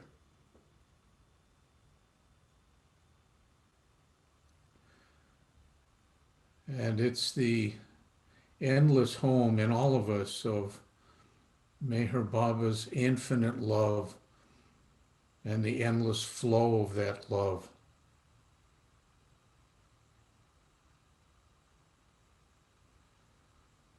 And keep breathing into your belly as you let yourself just settle into your heart and flow of Baba's love.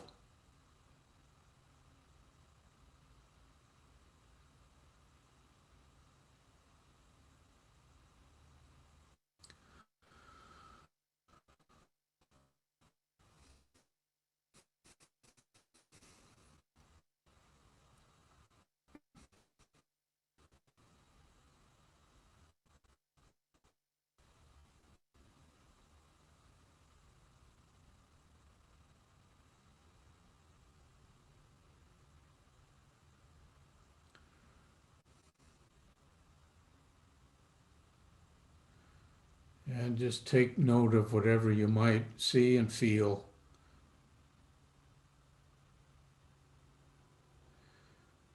As you focus on being in your heart.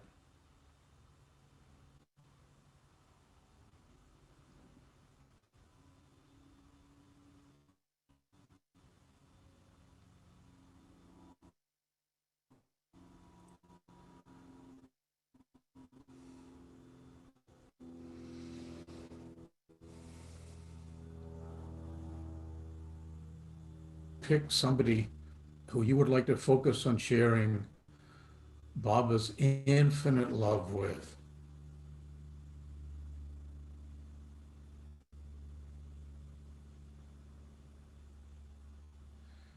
This could be a person or a group,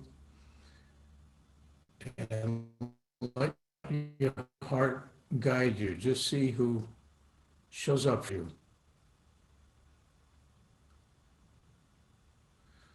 And this process can be tremendously powerful and healing in a circumstance of conflict.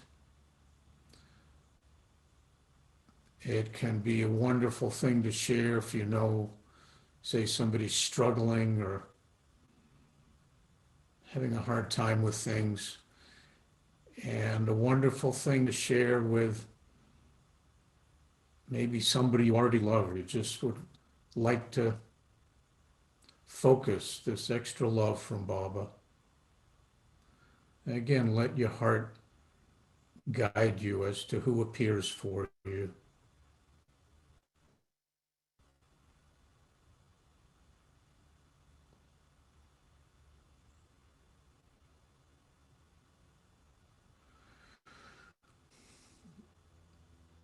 And get a good image. See them in your mind and heart.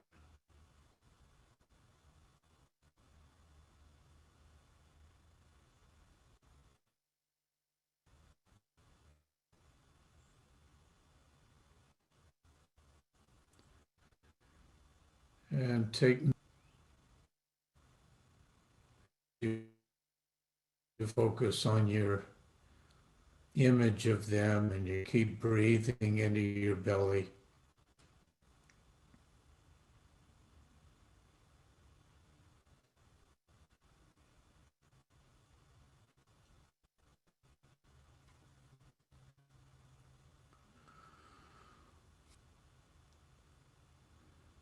And now start to picture Meher Baba's endless, infinite love flowing generously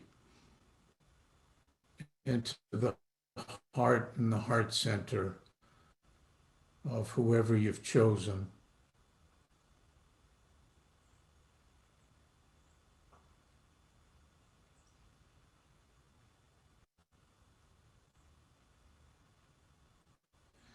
And you're not trying to change whoever it is or bring about any particular event. You're just focusing on witnessing the flow of this infinite love. And this love can do magic, and often does.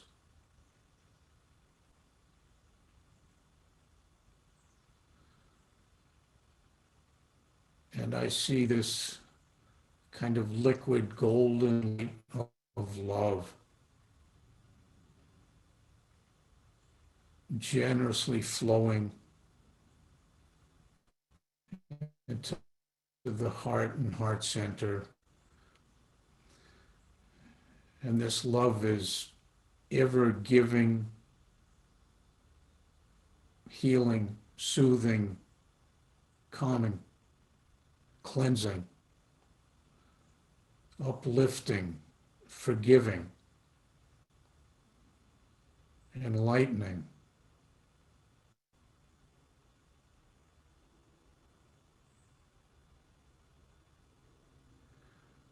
And again, this love can do wonders.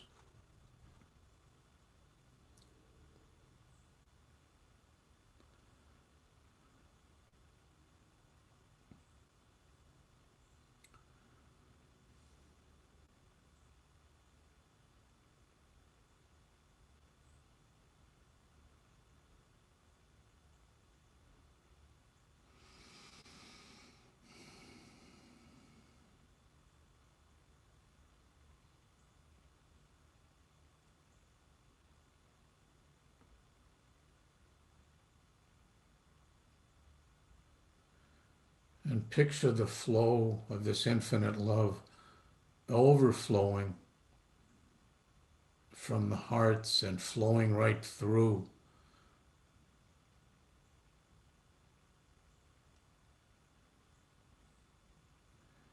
And now in all its bounty and goodness, see it filling every bit of their entire being, every little corner, and bringing the brightness and the wonder and the healing.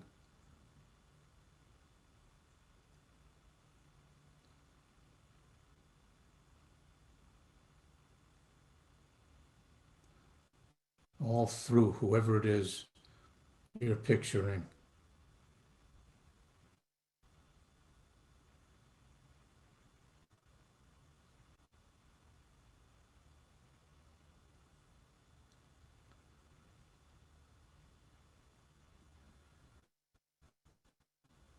And see the infinite love continue to flow in its endless giving.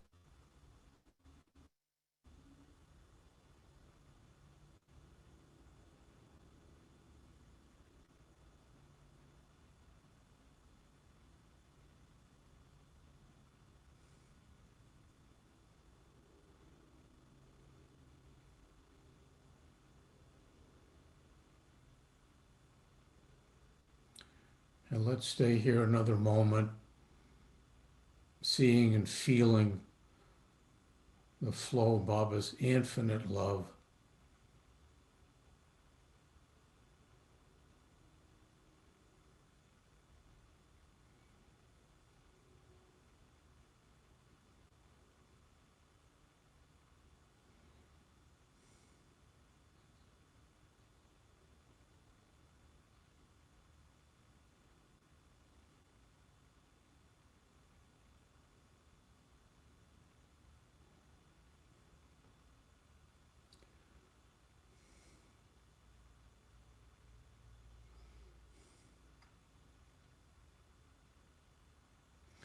And now let's give thanks for being able to focus on this incredible gift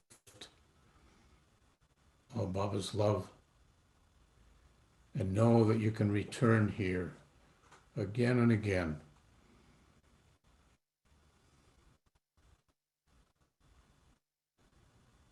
This wonderful place is available 24 hours a day.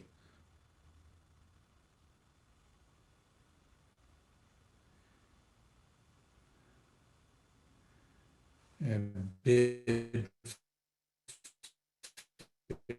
farewell for now. And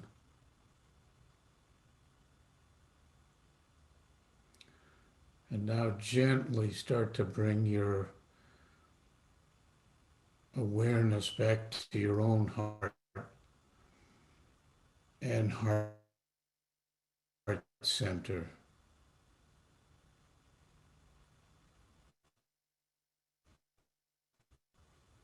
And notice whatever you might feel as you settle in there.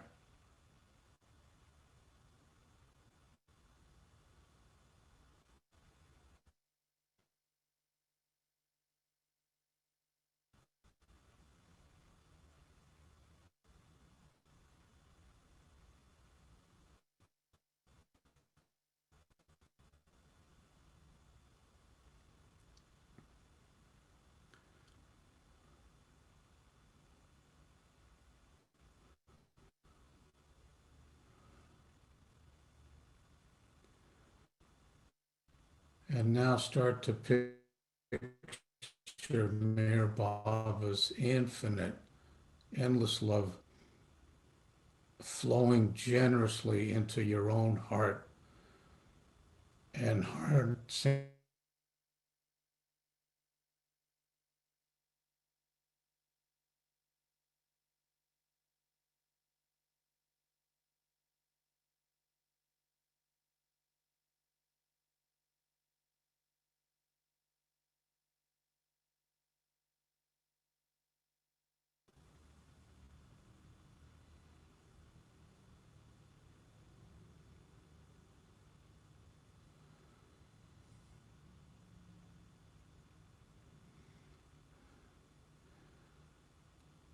and see the liquid golden light of love.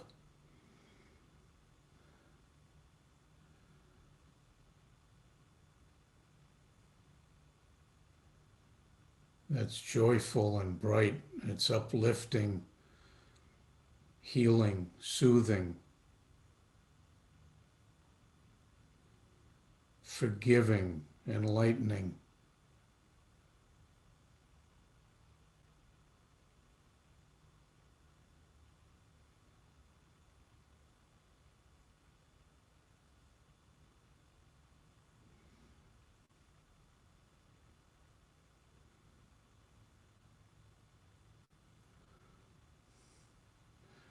And this love is always flowing.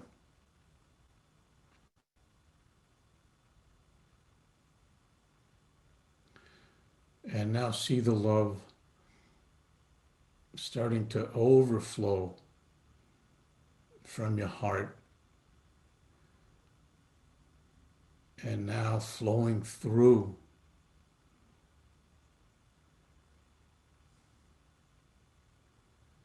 And just continuing in its endless giving. And now filling every bit of your being. Every little bit.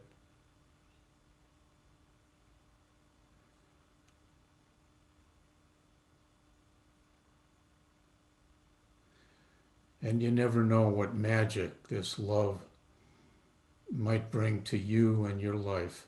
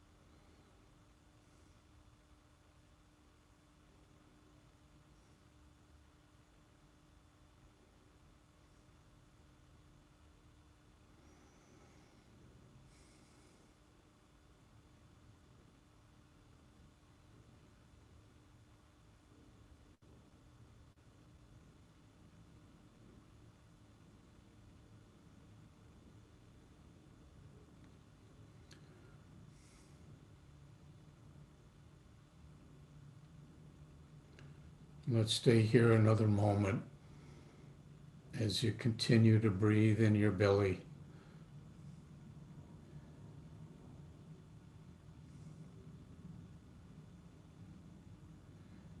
And picture and feel the flow of Baba's love.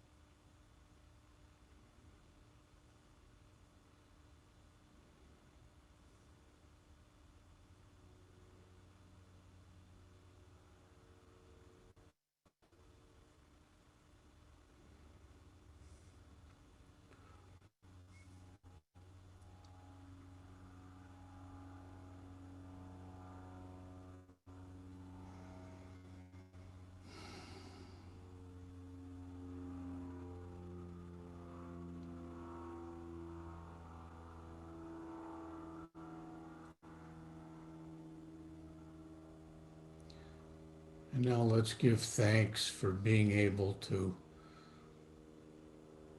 focus on the flow of Baba's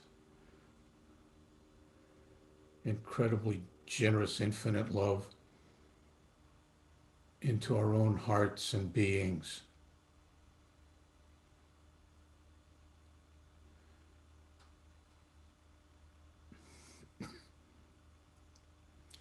And know that you can keep coming back here. This tavern is always open.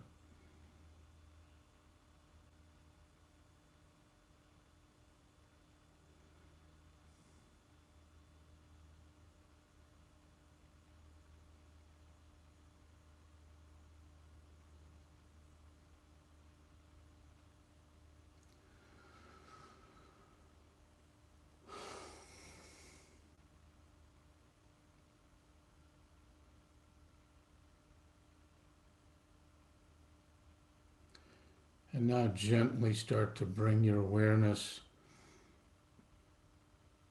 back to your surroundings and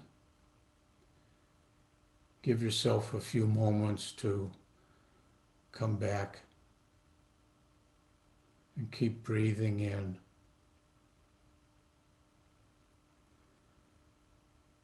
And when you're ready, open your eyes.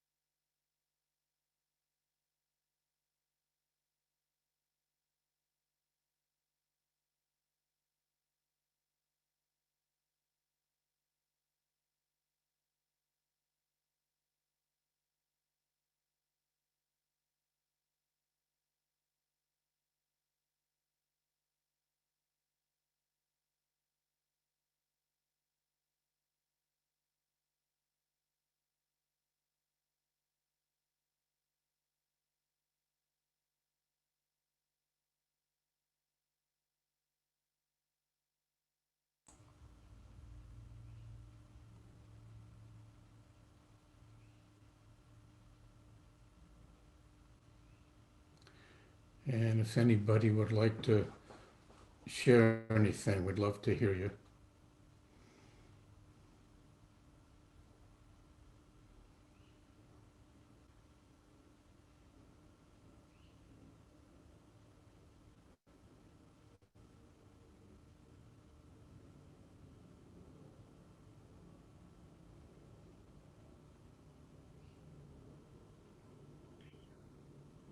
As many of you know, I've shared an experience with a family member who I've been estranged from, and it's caused me a lot of grief. And the most amazing shift has happened today.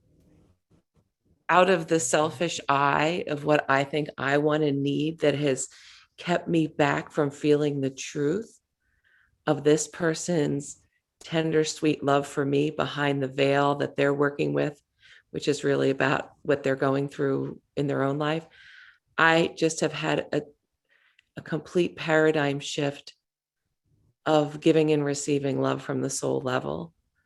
And a release from the victim, the poor, pitiful me going through this hard time. It's just that miracle that you talk about, Stuart, has happened in me today.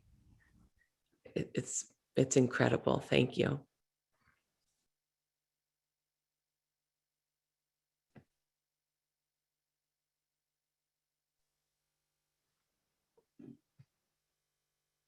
Beautiful. And that's some years too, right? A lot of years. Yeah. And I feel like what Baba says, like the suffering is practically nil. Like I'm thinking, what was I fussing about? Wow. Can you hear me? I'm not. Yes. Yeah, that's wonderful, Cindy. Just wonderful. Oh, full of wonder, Baba. Full of wonder. Thank you. Yeah. Wow. That's tremendous. Very happy for you. Thank you.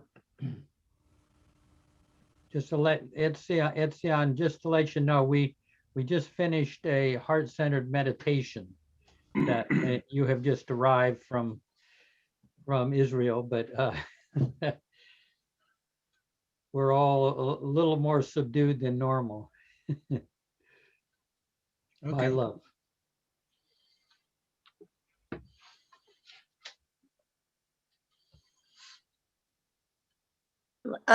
I can share something. So, you know, I started thinking, okay, where will the focus be? And I thought, okay, I'm gonna let the love come to me for a change. And then I started thinking about it. I said, well, why would I do that? I started second guessing, and I said, okay, maybe the people I can't love. And I thought, maybe the people in my garden. Well, what about my family? And then I thought, okay, I'm going to do it. I'm going to focus on me, but I want it to be different. I wanted to focus on my network of relationships of everyone I have met in my life, so that instead of me, it's probably thousands and thousands of people. Some I may not even remember anymore. And so that was it. It was kind of, but as soon as I closed my eyes, tears started running down my face. I don't know what they were for. They just poured. And it kept going for a while. And then I remembered how I unconsciously was singing that song after Bill was singing, because I like to sing a lot. I sing all the time to myself or whatever. And somebody said they liked it. And that delighted me so much and meant so much to me. And one of the things is that came to me is, I just want to be a delight. Just to delight other people. But not just every 5 minutes or once an hour, but steadily and continuously, not stopping. It is so simple. And I don't know why I've never thought of it before, but that really is what makes me happy, to be a delight to others. Anyway, sorry. Anyway, Jai Baba. Thank you, Elizabeth. Elizabeth, I just have to say, this is Janet. Just before you said that, I was feeling Elizabeth just delights me. You. Before you said any of that, I mean, I just was feeling so delighted. So you must, it must be being programmed, Elizabeth. Yeah. Thank you so much. Thank you for sharing that too. Anyway. Yeah, beautiful. There's Baba confirming it. Yep. From this Canadian girl, I'm delighted every time I come on to something and I see you, Elizabeth. And I mean that sincerely. I do. It's wow. Always Wow. a pleasure. Oh my goodness. Ah. I think I'm going to cry some more. I second that. I third Oh. that. Heart, be still, be still. That's great. Was a lot of depth this evening. The whole meeting. Yeah, I actually think I'm going to have to go back and listen to it, because when I raised that question about the intuition, and I really am seriously seeking to understand more than I think I do or am aware that I do, I'm going to have to listen to the answers again, because as people were talking, I felt like my ears were clogged up and it wasn't sinking in. And that I'm hoping it's sinking, because there were a bunch of people who made so many really important comments that I want to understand and take in more. So I usually don't go back and listen to these sessions. I mean, if I hadn't been here, maybe I would, but I'm definitely going to listen to this one again, because I really want to understand what people were saying. Not only the ones who talked about intuition, but Alan's longing touched me so much. And you know what Jeff said, I think what my longing is that the next time Baba comes, I want to be there. I don't want to miss him again. I think that's what I would want more than anything. Beautiful. That's the best wish, I think. Yeah. Yeah, and I was thinking for Alan and all of us, fan the ache, keep feeding the ache, the yearning. And I like to say, like, this lifetime is a game show called So You Want to Be a Mandali. Like, so you want to be a Mandali, you got to make sure you have no attachments to anyone, or anything other than Baba. So yeah, break my heart, Baba. But I like that. It's like, I want to be with Baba too. So you want to be a Mandali. Like, that's what happens when you play that game. I don't know. I could just be a follower. That would be enough. Just walk around with him.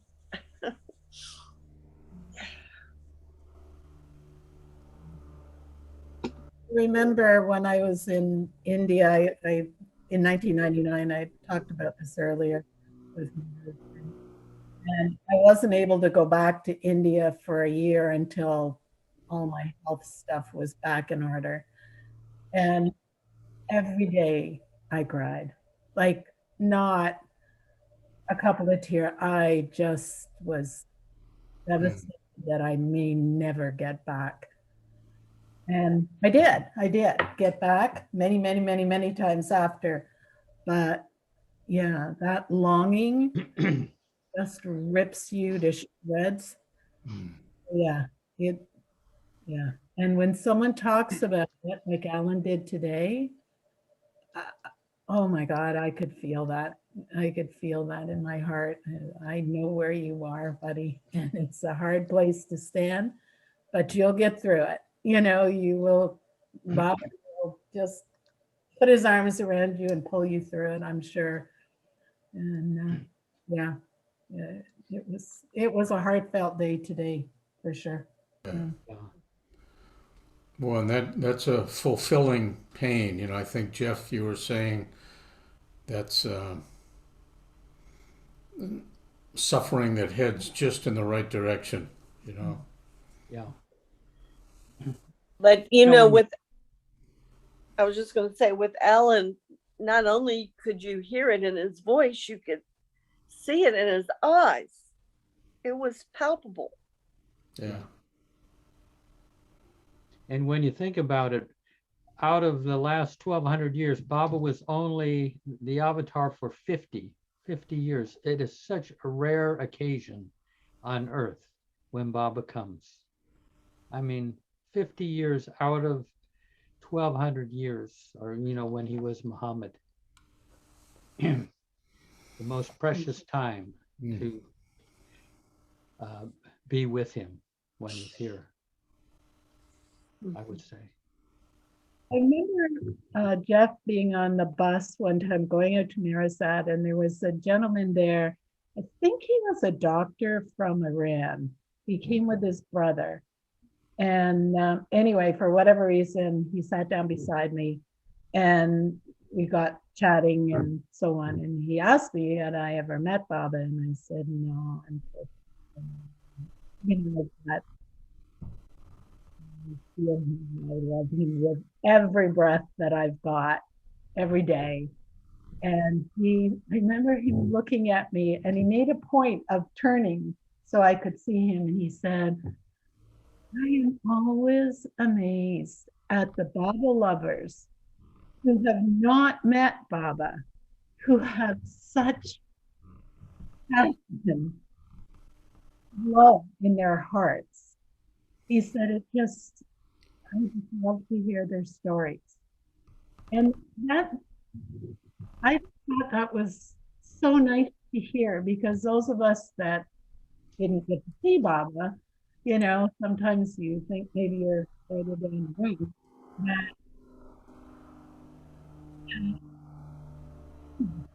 It seemed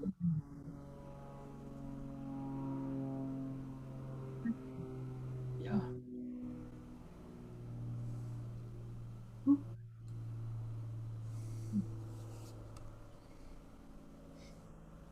It's what I had, for sure. Certainly had a lot of time with the Monday. You're breaking up a little bit, Wendy, somehow. Oh, sorry about that. It may be time, as you know, to just stop talking. No. Wow. Just easy. Yeah. How lucky we are. Good to see Cindy and Janaki. Yeah. Beautiful. And Julie's back in there somewhere. Hi, everyone who's left. What's that? I just said hi, say Baba to everyone. Yep. You have this is very deep and intense, as you've all been saying, and I somehow tuned out the whole thing about the longing that what was the Alan? Alan, yeah, expressed. And then so when Wendy said it, it just went right to my heart, because I wasn't somehow involved when he was talking. But that happens on these programs. Sometimes I'll be tuned out and incredibly focused on a statement or all right, the ears perk up, you better listen now. So it's really a flow of attention. Yeah. Beautiful. Love to your mom and dad too. Oh, thank you. I mean, that's what I thought of too, about my mom going to Hafi's tomb and the dream I had after one of our sessions that night, where she was my Baba connection through Hafiz. then I found Baba and gave him back to her. Yeah.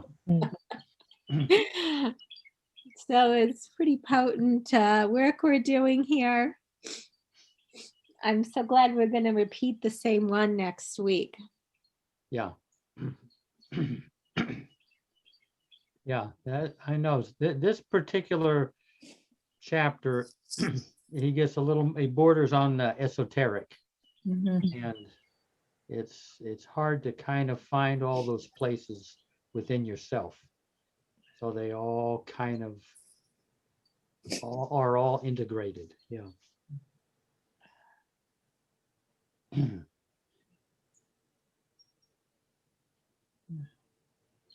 Janaki, nice to see you Good to be here.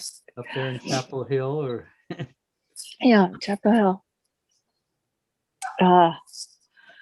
This one really made me cry a lot, that's for sure. A lot of longing. Actually sent love to my younger self. beautiful. Just I was feeling bad for fritting away my life and not being around for the Mandali and spending more time in India and not really getting it till a lot later. So that was hard. You know, if you watch those Mandalay videos, when I watch them, it's like I'm sitting in Mandalay Hall. I mean, it all comes through you. They are so real that you can get the experience. Very surprising. I mean, it kind of baffles me how that can happen. I listen to the YouTube videos all the time and definitely feel it. Yeah. Yeah, you haven't missed them.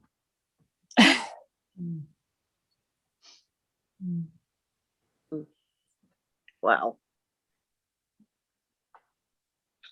Oh, wow.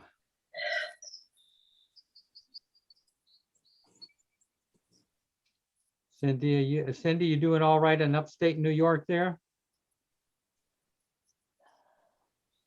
Yeah, I'm actually in downstate New York these days, in Rockland County, which is it's a suburb of New York City.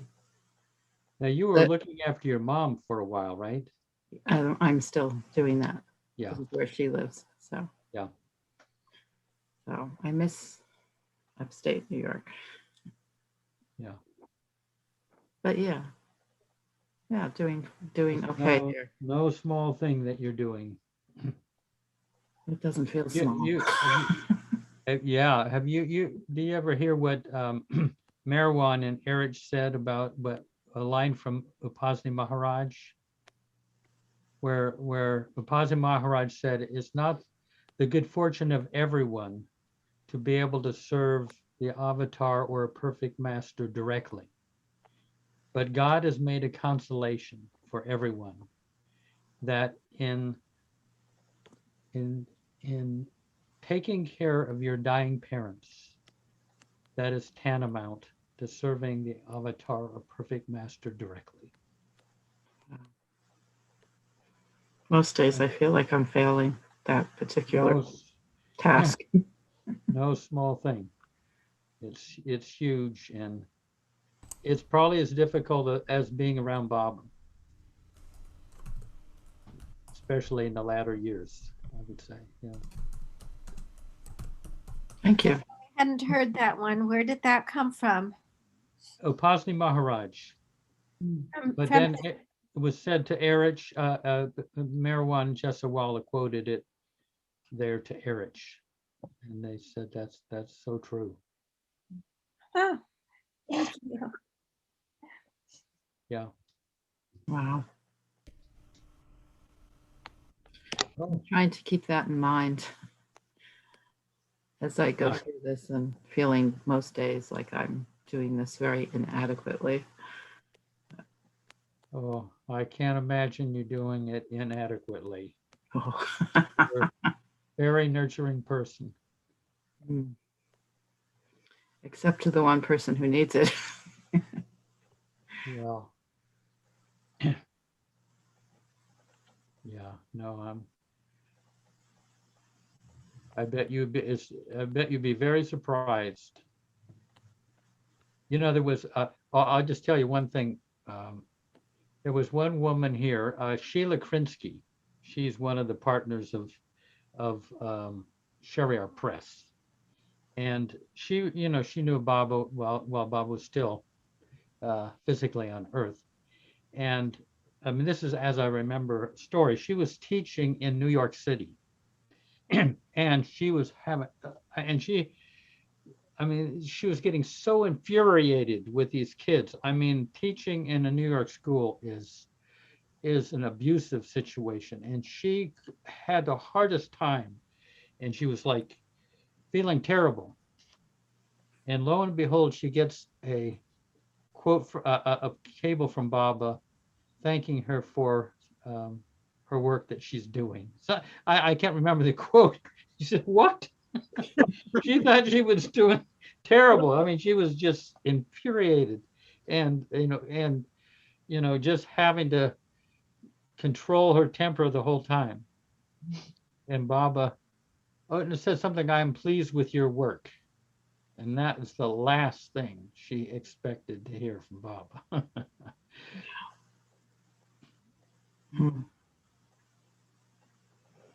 That's amazing. Well, I have to go to work, but Stu also had something he had to do. Yeah, I have to run off also. Yeah, but thank you, Stu, that's just so invaluable. It's like the effort and grace is a focus on the of consciousness on the inner life, and then this is a focus on the love. You know, free of the whatever the inner focus is, just right on love itself. It's a beautiful compliment to. So great to see all of you, and you go on, have a successful life, and I wish you, great prosperity. And you have a good dinner. I hope I read it you in the newspapers or on TV. Good night, Jai Baba. Jai Baba. Okay, Jai Baba, everybody. Jai Baba. Jai Baba. Hey, Baba. Jai Baba, everyone. Jai Baba. Jai Baba, Jeff. And Meth, yeah. Jai Baba. Jai Baba. Jai Baba.